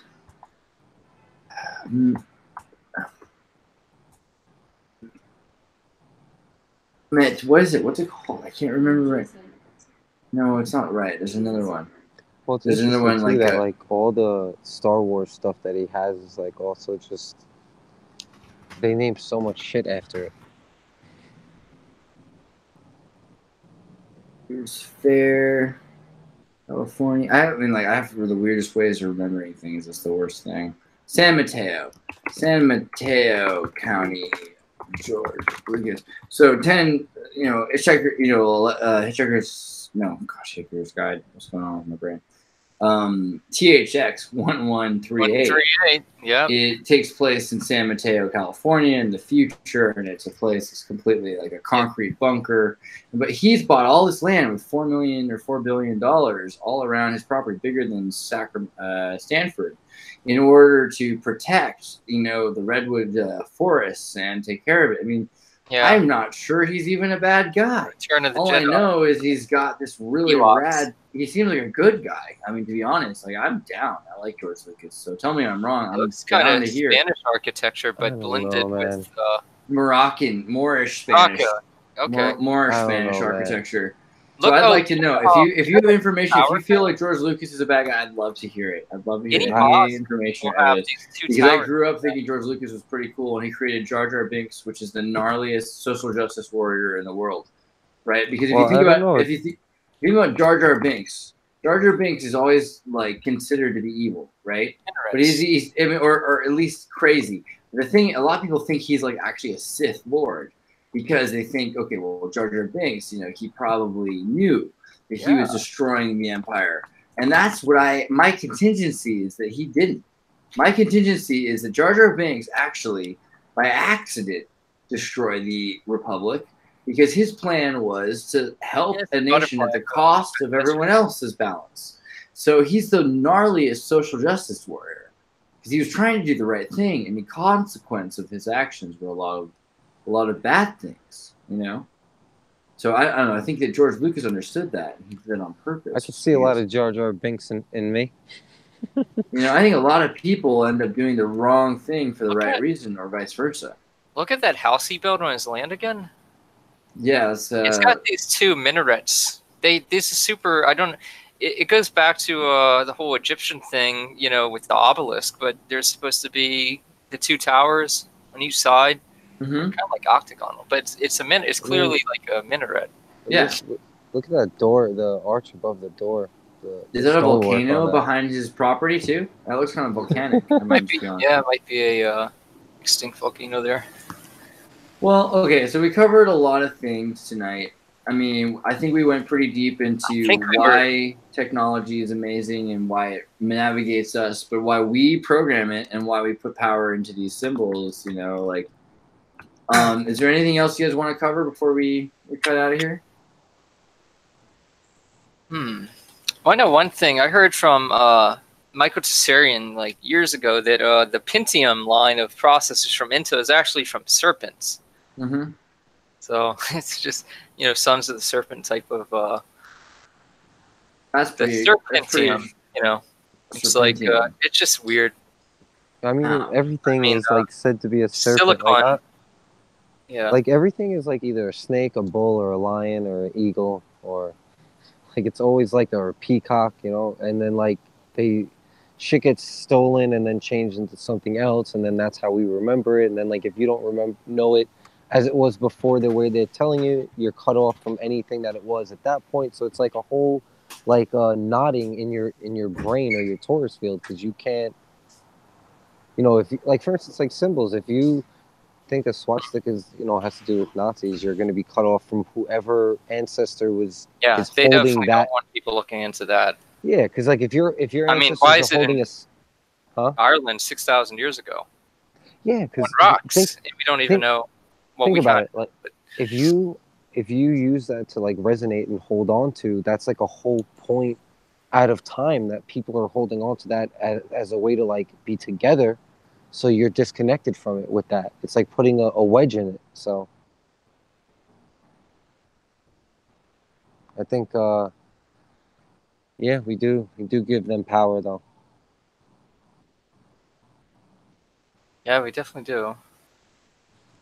But that's, you know, I think that's part of like us also kind of merging all of these systems and moving above them. Like, you know, I remember when I first got into like the zodiac, it's like, oh, now I'm tropical, now it's the Vedic. Oh wait, there's Chinese astrology, and it's a little bit different. Like it's just at some point you see your basic blueprint. Like they're all gonna have a similar kind of resonance.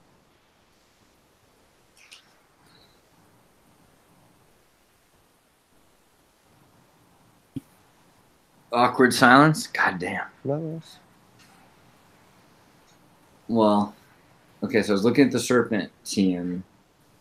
Well, it goes back to their whole idea of mastery of physical matter and mastery of technology and science and math, because they want to, you know, be gods. So, you know, one of their greatest symbols is the snake on a staff, you know, that you use in medicine all the time, the caduceus. So it all goes back. There's, you know, the silicon side of technology, and then there's the biotech side of technology, but it's all merging at this point. What is that crazy company you told me about? Some lady is like a massive scam where they said they could do DNA sequencing for like $1. Oh, right. Thanos? Yeah. Thanos. Yeah. Is that right? I'm sorry. No, is that wrong? It's close. It's very close. I can't remember. Theranos or something like that? Theranos. Yeah, sorry. It's been a minute. You know, when this is the kind of thing you try to black out. so this is an important story. You probably can. I think there's like a thing on it now. I think someone made a doc on it. It's pretty scary. this lady, Elizabeth Holmes, she tried to create a machine. No, she tried to create a company that could create a machine that could sequence your DNA really fast, really well. She looks like Jodie Foster in Contact. He probably saw the Open PCR video or went to the Makers Fair at San Mateo and learned about the Open PCR. The Open PCR is an open, hackable,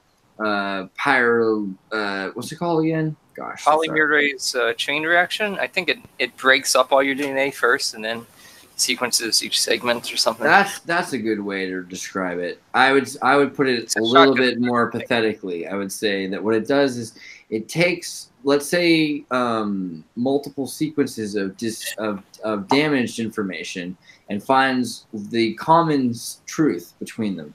So imagine you have 30 copies of Shakespeare and also 30 or 40 copies in each pile. Some of the pages missing or burnt or something. Oh yeah, you've destroyed those books. They've been shredded. Each one of those books was put through a shredder, and then it was left in a compost pile for 6 months. You know, so each copy of Shakespeare is really damaged after 6 months, right? It's barely legible. Even if you took all those strips, you would never find all the strips, but you have 30 copies, right? But the problem is when you've got maybe 60 different books in each one of those piles. And so it's harder because you have to make sure that that you're using the correct book and not some other damaged piece of some other book. So you have this fail-safe system. They can take 30 copies of DNA and to get one copy that's not ruined out of the common truth between these failed damaged pieces. And there's lots of expensive machines that do this. This one was $300. It's not very much. It's pretty easy. It's basically a coffee machine.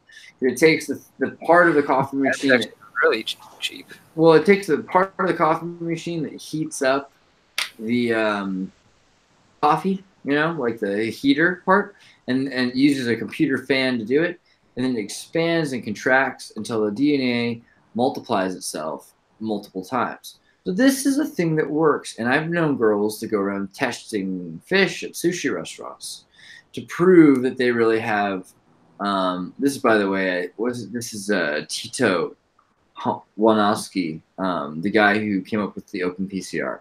This is a guy. If you have money, put money into this guy. I actually like this guy.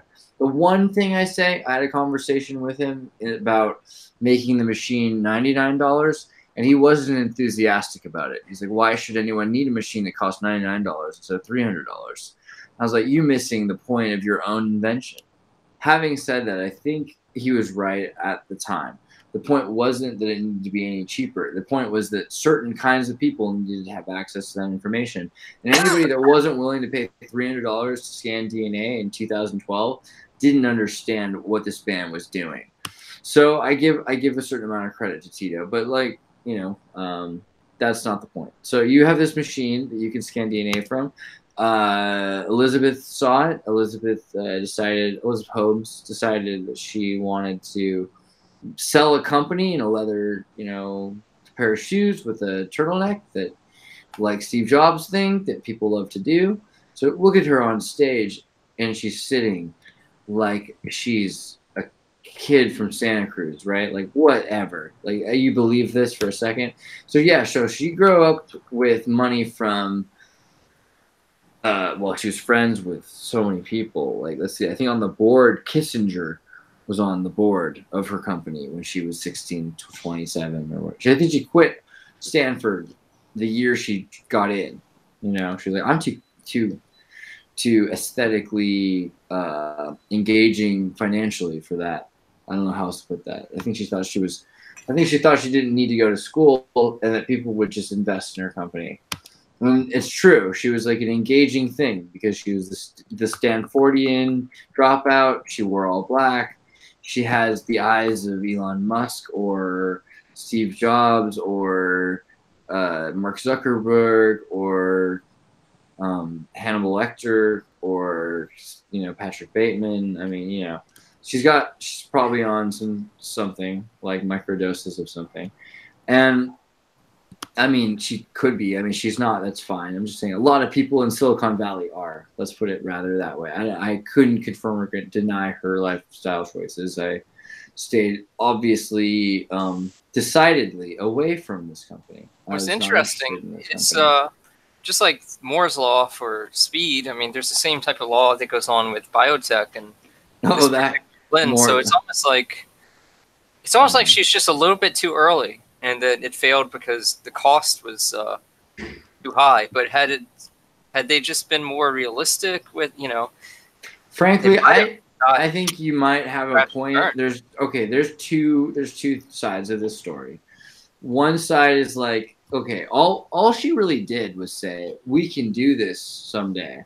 And a lot of people said, okay, we'll do it. And she's like, we're working on it right now. We have a really great lead on our process, and we're going to just perfect it. I blame the analysts, the financial analysts who come up with the stock projections, and I blame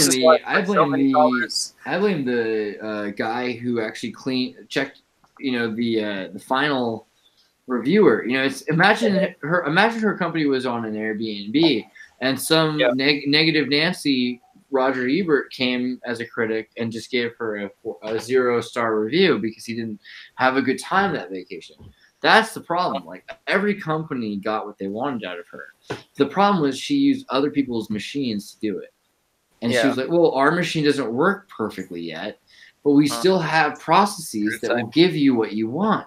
And they're like, yeah, but we're investing in your company. So like, yeah. Because our company will come up with the best way very soon. We have ways that we're thinking of that will work so much better, like awesomely better, so much better, and like they're gonna be cheaper, and like all we gotta do is take a little prick of your finger, and you're gonna know your superpowers. Ooh, but like the problem with that was it didn't work. So people kept being like, well, how does it work? And she's like, I'm fancy. And they're like, no, but really, you got to tell us. And finally, people started dropping from the board. And that's when this all went down. Because when Kissinger left the board, then I think Al Gore left the board. Forstall, I don't know if Forstall, that's not fair. I should be very careful with this. This is the problem with giving out false news. So all I'm saying is there were a lot of specific people on the boards. Did you ever see a movie from, I guess, the 90s called The Talented Mr. Ripley? Yeah, totally. Yeah, I guess that's what they're referring to there. Yeah, you got to be really careful. I mean, she did the same thing. She was not careful enough because she was saying, look, I'm aesthetic. My company's aesthetic. We can make sure that we continue to keep that aesthetic. And this is another side of it philosophically. In Silicon Valley, looking like a good company, oh my gosh, if she looked like Do you know Danny DeVito, then she wouldn't, even if she was the best programmer in Silicon Valley, she couldn't go anywhere. So the thing was just looking like a company, and it wasn't Silicon Valley's fault. It's literally people pay, the consumers pay, the investors based on the company looking aesthetic. So she was a rock star with a band, and the producers thought they could sell that band to the consumers. It's completely fair and right and just. Oh, I don't know if that's correct, but it at least is the way it works. Who do you think got their patents? It says they liquidated the entire company. Yeah. I mean, most of it went. I wonder if Sorry, go ahead. No, keep going. Well, no, I love to hear your wonders first, but because I'm just wondering, could they have this pattern? Like, from what I can tell, the elite they care about, they want progress at all costs. Doesn't matter who does it. Doesn't matter how much it costs. Doesn't matter. What the benefit is. They want just progress. So it's like they'd easily sink like $500 million into a company to develop something and then have the company go bankrupt as long as they still have the technology at the end. Absolutely. They get transferred to some new company, and then that new company's doing something, and it might have, contracts with the deep state or something else, because they just want the technology that we had in the past. Well, so it's literally what's the company that they just destroyed right before Theranos, right? There was the Solaris, I think. Solaris is the company they destroyed. Is that the right name? I'm sorry, I want to make sure. Is that right? I'm not sure. There was I think I'm gonna make sure this is right. Yeah, Solaris. No, what is it? Gosh. Bankrupt Solar USA. Solarin, is that what it is? Bankrupt. Was it a photovoltaics company? Yeah. What specifically were they in? You think like thin film or? Yeah, they were in polycrystalline. Okay. Everything good. And the guy who ran it might have been Craig Venter, and Craig Venter was they might have been doing DNA. Craig Venter is like the first guy to jumpstart his cell by himself to start his own company. Let me make sure this is right. TC Solar, Solarin. Can you put it on the screen? Okay, sorry. Yeah, I was just trying to find it. So Craig Venter. Let's start with that. So yes, this is the quickest answer to say is like Craig Venter, who jump-started the first cell that was done by a human, supposedly, at least in recent history, born 1946. Ooh. Biotechnologist it's completely coincidental, but still, it's interesting. Institute for Genomic Research and the Venter Institute, Human Longevity. All these connected to like what we consider the agenda. So acquired in 2011. Was independent, acquired by Quest in 2011. Quest now moved to Puerto Rico and Panama, I'm pretty sure. So let's go back a second. The thing that happened with the patents with Theranos is they were already invested. They were invested primarily with came from security on their patents. So apparently they did have a lot of patents. Yeah, maybe they couldn't manufacture it yet, or it was just like, not quite feasibility stage, but still, that's a lot of technology and a lot of science that goes into it. So let's go look at this really quickly. But ask HN. Elizabeth has 200 patents. If 200 patents, by the way, in 2018 is pretty impressive, because to have a patent, to have a real, to have it all in one field is to have a new idea is an unusual thing in general. Like, it's not possible to have new ideas in 2018, you would think, because there's so many things that have been thought of before. You'd be surprised how many of these ideas have come up with in the 80s by like Kellogg or some food company came up with an idea to make their product work better using this heating system. Maybe the application of it or something, but 200 different patents for perpetual motion machines and whatever, like her idea for making these work. So what ended up happening, as far as I know, was the board members involved included Al Gore, Kissinger. Al Gore? Seriously? Yeah. Oh man, that's a web of knots, huh? Oh, I mean, people that are really interested in blood historically, right? I know. Oh gosh, I'm sorry. Like this is a tough one. We should be careful talking about this stuff. But it's true. There's people involved with these kind of like current TV. Yeah, that's just like Club of Rome stuff. Yeah. Well, okay. So the opinions here. I don't know how you'd be safe talking about this stuff, but the point is the same. Look it up yourself. Look into the members of these companies and their military associations, their interest in blood, or their historic notation for incidents which involve blood, whether or not they're accurate or true. Let's put it that way, right? How about that? Because there are interesting stories about hemoglobia. It reminds me. And in the Hunger Games, I finally, after years of neglecting, I saw the last one they did. And they have this, it's even in the very first one that they made, but they have this technology where they do a little pinprick on your finger and they get your entire genome sequenced within seconds. And that's how they tell who's, essentially available for the reaping. It's just, it's crazy, George Schutz, Sam Noon, and William Fogg also. I've heard directors. These are all directors of stuff, of like the CIA or of like the Ministry of Health or whatever. These are these are big time, you know, important people. And so the idea is, okay, well, her mother or father, you know, they knew these guys, so it's chill. I almost think she was just a fall girl, and the whole point was the patents and the technology, and it was not to really have this become a profitable company. That was just, you know, right. It's a bait and switch tactic. I mean, I think that's pretty much what it is. This is what Park Research Lab did, and we almost got that far. Obviously, like Park. Let's just do that Park Research Lab real quick. Yep. Because Park Research Lab is interesting because it's a place that started out by creating the operating system that Palo Alto. Where they got the it was Xerox. So IBM needed a printer, and IBM couldn't produce the printer because it was, you know, the government said, okay, like, we need you to have one. And they're like, well, we have an idea for one, but we're going to spin it off into another government company. And that's the smart thing about business. Always make it your own separate business. So then Xerox existed. And Xerox had ideas for how to make their software for their printers better. And then they created Park Research, you know, Palo Alto Research Center.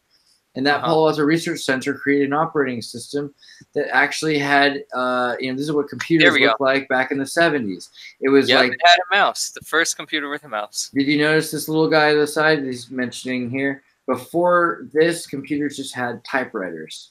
Then they said, what if we made an XYZ geometry plane? And you could move it up and down and click on areas using this rolling ball. There's a ball inside of this box. I don't know how many people even have them anymore, actually, in 2019. Oh, I have. So we're on our way out with using these old computers.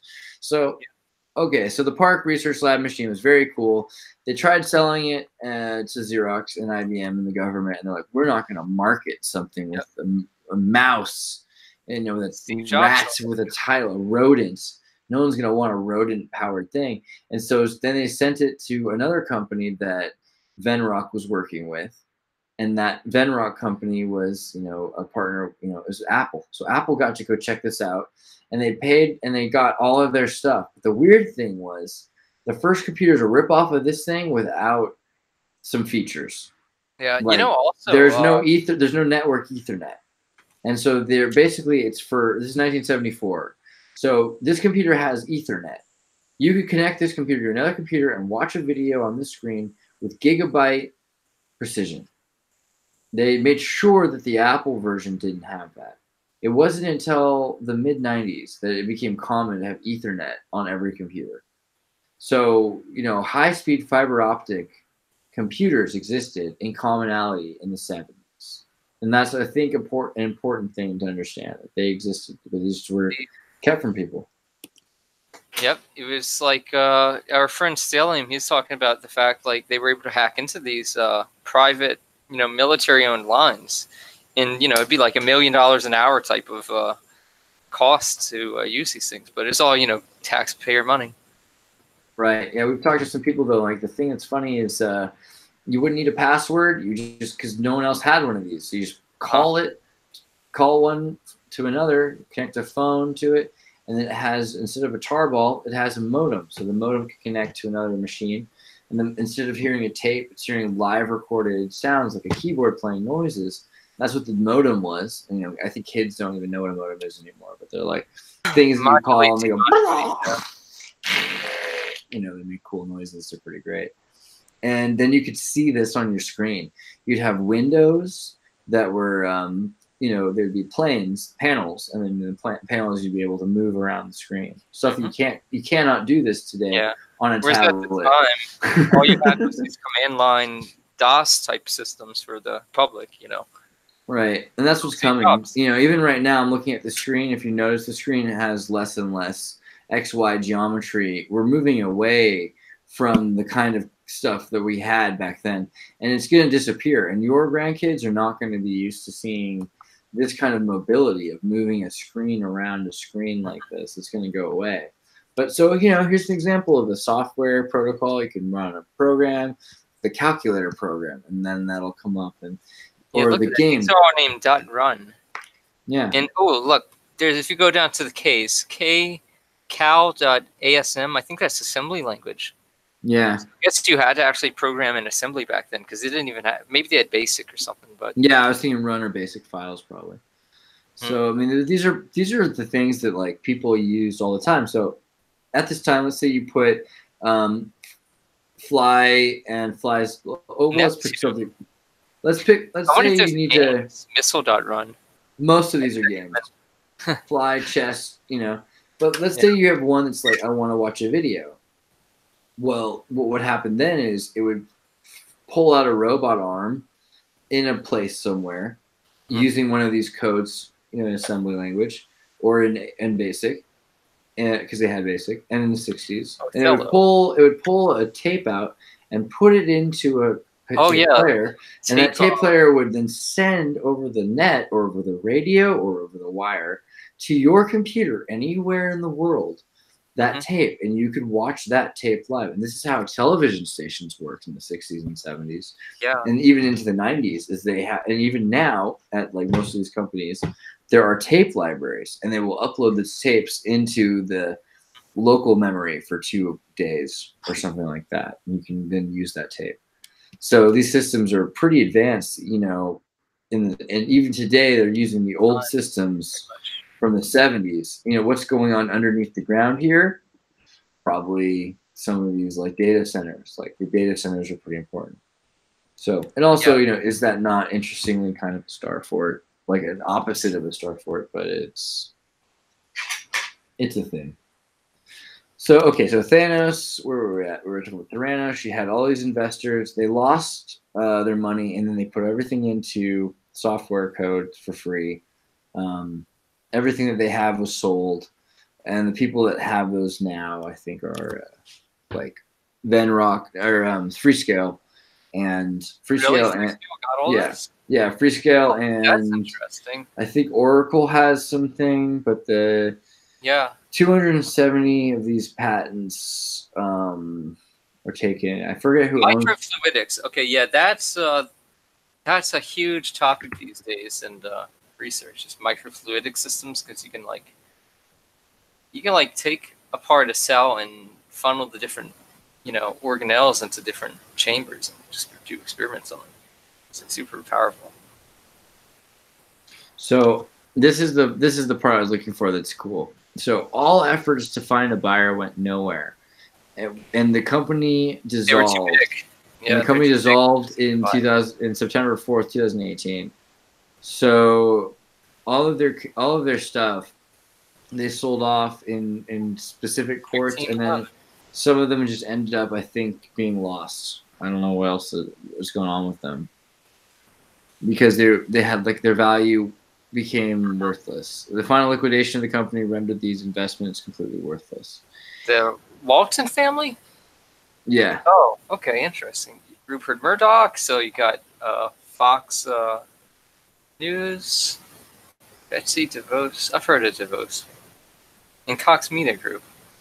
Mattis was an investor. James Mattis. So they have all these defense and political ties. I mean, yeah. It's just really weird, Al Gore pushing his the day after tomorrow type of thing with the carbon exchange, and it makes you wonder a bit about like what ended up happening with the code, because they probably are using this for something. And why did they care so much for this? Was this really just some simple diabetes medication that they're going to replace somewhere, or is this actually that they have a plan for using the blood for, Look up if you, because they like to do trial runs of things elsewhere, but if you look up China government DNA database, I think they're trying to collect DNA on every single citizen, and they're doing it now when they're born.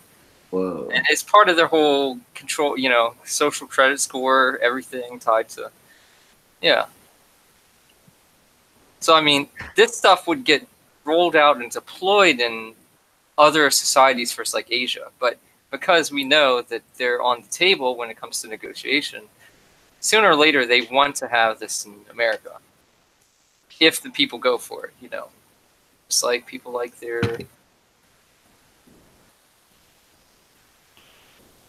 Yeah, it seems like this is pivotal. Yeah. They've already got AI that tracks everything you do in public. I mean, the kind of stuff that the Brits that they've been salivating about in Britain for a couple decades. They've got more cameras in England than people, which is weird, but it's true. So China, I think, has one up them with this.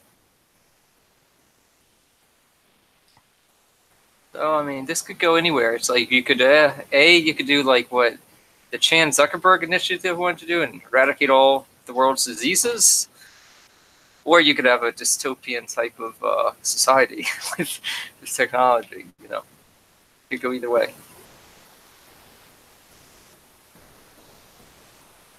Well, this is pretty interesting. I wonder what we'll find in looking into like the future of this tech and where it's going. Blood, DNA sequencing tech and live sequencing. Live DNA sequencing or like.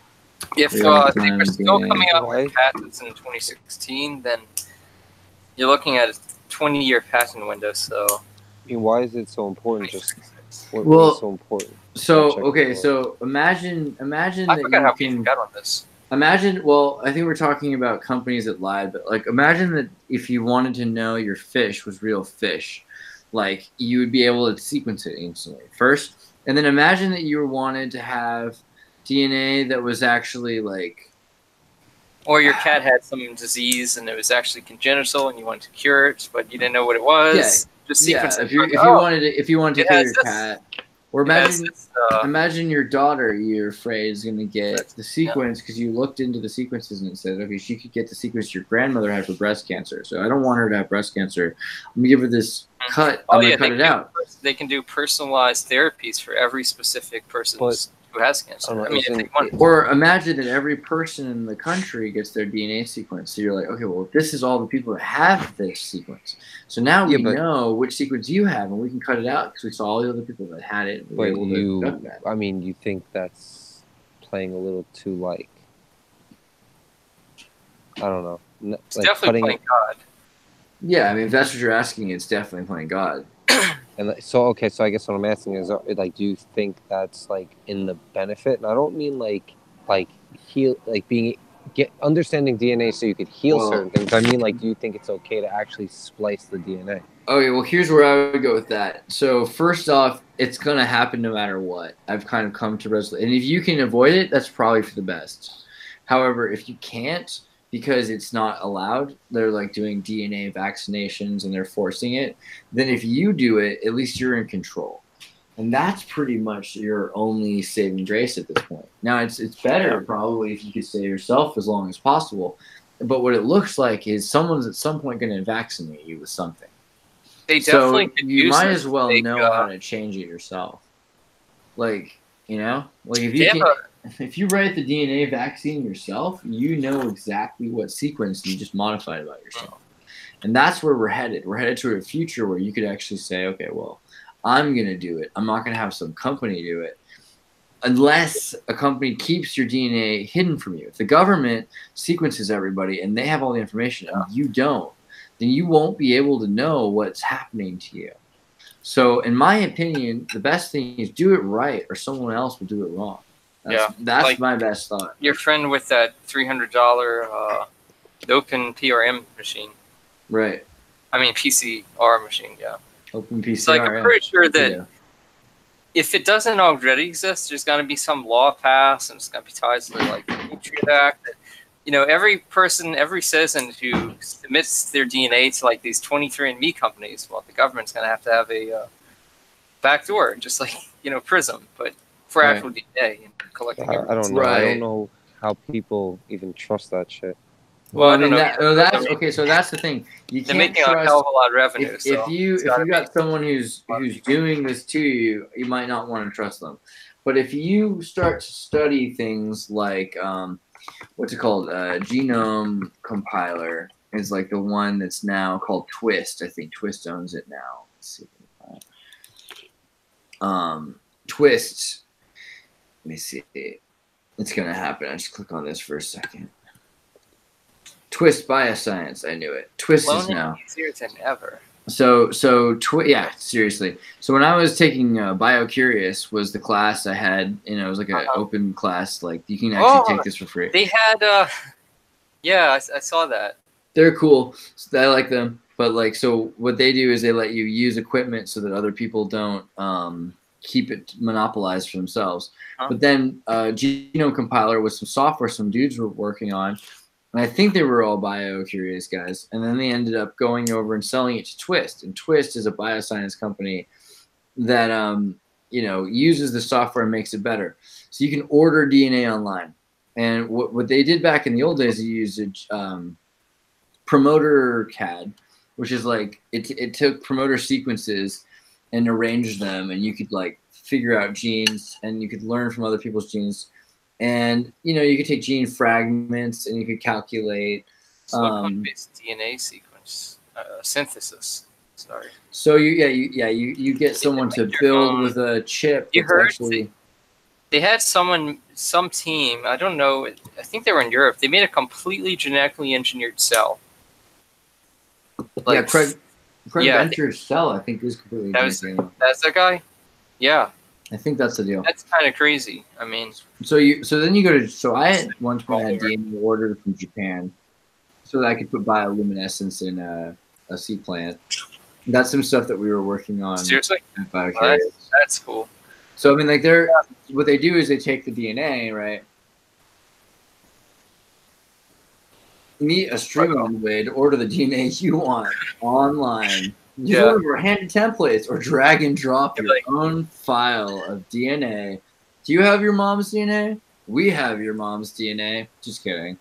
They might, though. Price of each gene. Yeah, this is kind of crazy. Take the price of each gene. Oh, you want a more expensive gene? That's fine. Blonde genes? Blue-eyed genes? We have those genes.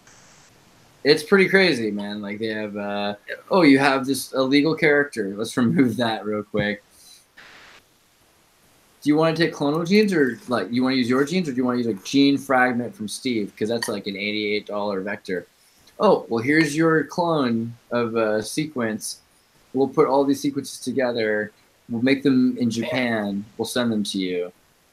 And then you can just inject that into your pig.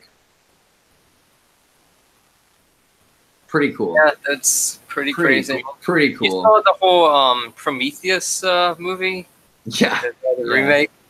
Where it's like the gods destroy themselves with their genetic engineering stuff and making super weapons. Yeah. That's what's coming. This is what's here right now. This is the funny thing. I think I didn't even know about that company. I don't even. People don't even get it. Like, this is where we're at. Like, you want to make a mutated pig, or you want to have a jellyfish that's purple, or I'm completely dumbfounded. Yeah, that's for sure. Yeah, so it's like, the thing is, I think a lot of time I talk to people, they're like, "What if this or that?" And I'm like, "That's like if I lived in a hypothetical world. Like, if someone asked me whether there should or shouldn't be guns, it'd be a weird question because there are guns, So asking me whether or not like there should be cloning is kind of like antiquated question logic, At this point, it's like, what are you gonna do about the world we live in? When I was getting deep use of this, though, I mean, all the pathogens you could ever imagine, they could just create on demand. Yeah, isn't that kid who injected himself with DNA dead now too? When I was like looking heavy into the food, I kept like, there would always come this thing like, we need to make food so that you don't have a problem with what you're eating. And it's like, well, you're probably not supposed to eat that if you're having a fucking problem. What do you mean? Yeah, it's bad. Oh, man. Jess, did I ever tell you a friend I used to know, Kevin Galloway, Killing Us Softly? He did all this research on all this. So they've had the population reduction thing since the Second World War, if not before that. Breaks it down. Yeah, I'm pretty sure that DNA sequencing, because it's just chemical, has been around for a long time, but computers make it way better. Because, they had computers like those big mechanical computers that allowed you to see certain parts of it, and then you'd be able to look at, the add-ons or the... But now they've got, like, little added additions to the way things work that make it just, like, so much better. Now, don't forget though what Ben's saying, ladies and gentlemen, because it's also true. Like, no matter how much easier you make it to look at letters, 4 letters, it's still not going to be like that much of a jump from what it was like in the 1700s or the 1800s or the 1900s. Like, a computer could have looked at these sequences of letters like back then. They have tapes. Here's the real question. When do you think that they always knew about DNA and they had that in all their symbols, they just never told us? Or do you think that they've actually forgot like the knowledge and then rediscovered it? I kind of wonder about that based on, okay, so my thought originally was like they must have forgot it, because how would they make such a big mistake as to pretend that it didn't exist when everyone, was like, so even our theories of evolution and everything are disproven by DNA. But DNA is obviously intelligent and aesthetic and symmetrical and intelligent. It's got the golden ratio to its everything about DNA disproves chaos as the form of, people that talk about the lack of God, seriously, or just at this point missing out on they're just 5 years too late. They should have argued before DNA. Well, I think like part of the problem is just like when you start to go through this, a lot of people get hung up on that word. Yeah, that's the deal. It's the idea of the word, and it's like that's just the easiest word to use to explain. It's the oldest word. To just explain it, and that's really just it. And it's like it does have a lot of crazy like shit that's connotated to it, but I mean, whatever. It's the easiest way to just reference. Well, it might be, that's the thing. Like, is God Lucifer light? No, clearly not. Is God darkness? Like, maybe not, because that sounds too weird. But what does the Bible say? God says, in the beginning God was the Word. Like John's, in the beginning God was the Word was God, the Word was God. And the Word said, let there be light, and all that. So it's really the word communication. So it might be code itself. Language and communication. And so in other words, DNA is like freaking like right there, right? DNA is just like, look at you. 4 photons, 4 base pairs. But it might be the DNA is just the word of God also, which is also interesting because Genesis doesn't say that. Only John says that. So I find that to be interesting. I'm not saying that I know. I'm just saying it's clear to me that Lucifer is not God. Pretty convinced by that. And then in Tron they say like you must deny the existence of the maker. If you believe in the maker, then they'll destroy the programs that do. Well, I mean, it's not that they didn't believe in the maker. Like the leader even was talking to one. So it's just that they're trying to make sure everyone else is crazy.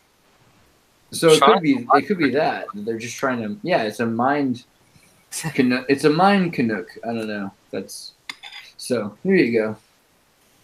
But yeah, I think that there might be some people that very well knew since the beginning but that's also pathological because it's like you said, like it might be that the word is associated on purpose since a young age with the wrong aspect of the thing. It's like dad or God or creator or there's always Eckhart Tolle, creator, creating, creation. Like there might be like a way better way to put it for some people. I don't know what you say exactly to make people comfortable, but your father might be too close to something.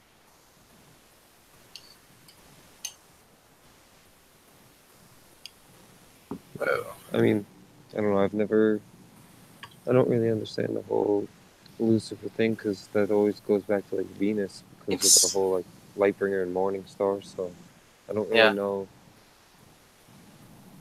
Well, yeah, it's like that we went over that last week. Basically, it's separated. In Little Tale, one was the god of destruction and like slavery. The other god was the one that gave us the knowledge and freed us from the garden, but at the same time, it put us in a worse position because now, we're forced to suffer and all that. It's just weird.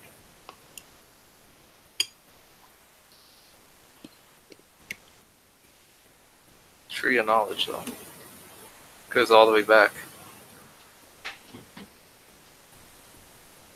Well, I think we could call this one if you guys are down. Like this was pretty good. Yeah, that's good. Let's do some more St. Go Lab stuff soon. I want to see what you're working on. We're actually kind kind of side note, we're going to try to run a bunch of services on the Microsoft Azure cloud, but we're thinking of maybe moving some TartaryNova.com stuff on there too, because it should be a lot more. So obviously not everything. We'll still keep as much as possible on your existing host because economic reasons, but should give us some more power apparently. Essentially. That'd be rad. There'll be we'll have root access, whereas currently we're on a shared host that doesn't give you root. So you can run other languages than just PHP. So things are going to get pretty crazy pretty soon. As soon as people are able to use them, I think they're going to understand. In the meantime, I'll stay excited for us all. Definitely. Well, okay, Ben, it was fantastic. Troy, it was amazing. Well, I'm glad you came. This was a good introduction for you. I hope we do more stuff this soon. We'll talk about all kinds of stuff. Yeah, it's interesting. You opened my eyes to a whole new world. I hope soon that we can do some stuff on because we go through stuff so fast, but like we were talking a lot last week about the Veda and the Gita and stuff like that. I think it'll be fun to talk a bit about some of the the mythology of the Aryans and the Nordics and the the Indian Aryans. I mean, also and the Tamil and like the connection between them and like Khazaria and Sephardi. Yeah, I think I would definitely like to listen to because I don't really know a lot of that stuff. Like I said, I never really the religion stuff because I have all that background. I just always stayed away from it. But there is a lot of stuff in there. So I don't know. I should probably read the Gita. So there was a pretty good there was a pretty good story I heard a while ago. Hira Sawa. There we go. There's a guy who was a Buddhist, and he was from New York City, and he was like really sick of his family's religion and everything. And so the Zen monk he was working under for 20 years was like, okay, well, what have you accomplished? Like, well, I feel like I've learned as much as I can, but I need to learn a lot more. I'm trying to figure it out. It's like, well, where do you come from? And like, well, I was trying to escape this, religion, of being a Hasidic Jew in New York City. So I came to Japan, I learned Japanese and I learned all stuff. And then what do I have to do now? Because I've gotten to the fullest level besides the last highest honorary degree. And then the guy's like, well, you need to go back to New York, the master, the Zen master. Well, you need to go back to New York and you need to learn those things too that you were supposed to learn there. So then you can understand what was wrong with it. So now with the information you have now as your lens, you can learn about it more. You can go through it because you were at the time weren't prepared to go through that, but now we've prepared you. So you go through that and then you'll come out of it and you'll be more complete than ever. You'll be able to help us in the world. That's pretty amazing. And he did it. 10 years later, he was like one of the coolest Buddhist monks. These kind of people don't occur that often throughout history. It's like once every 100 years. Yeah, which is still pretty often. If you think about it, that's pretty awesome that the world would do that. Once a generation, even at all. But yeah, okay. So I think we'll cut it here. Yeah. Okay. Fantastic. It was good talking to you guys. Oh man, I gotta go watch Tron now. That's what I was missing. Yeah. Well,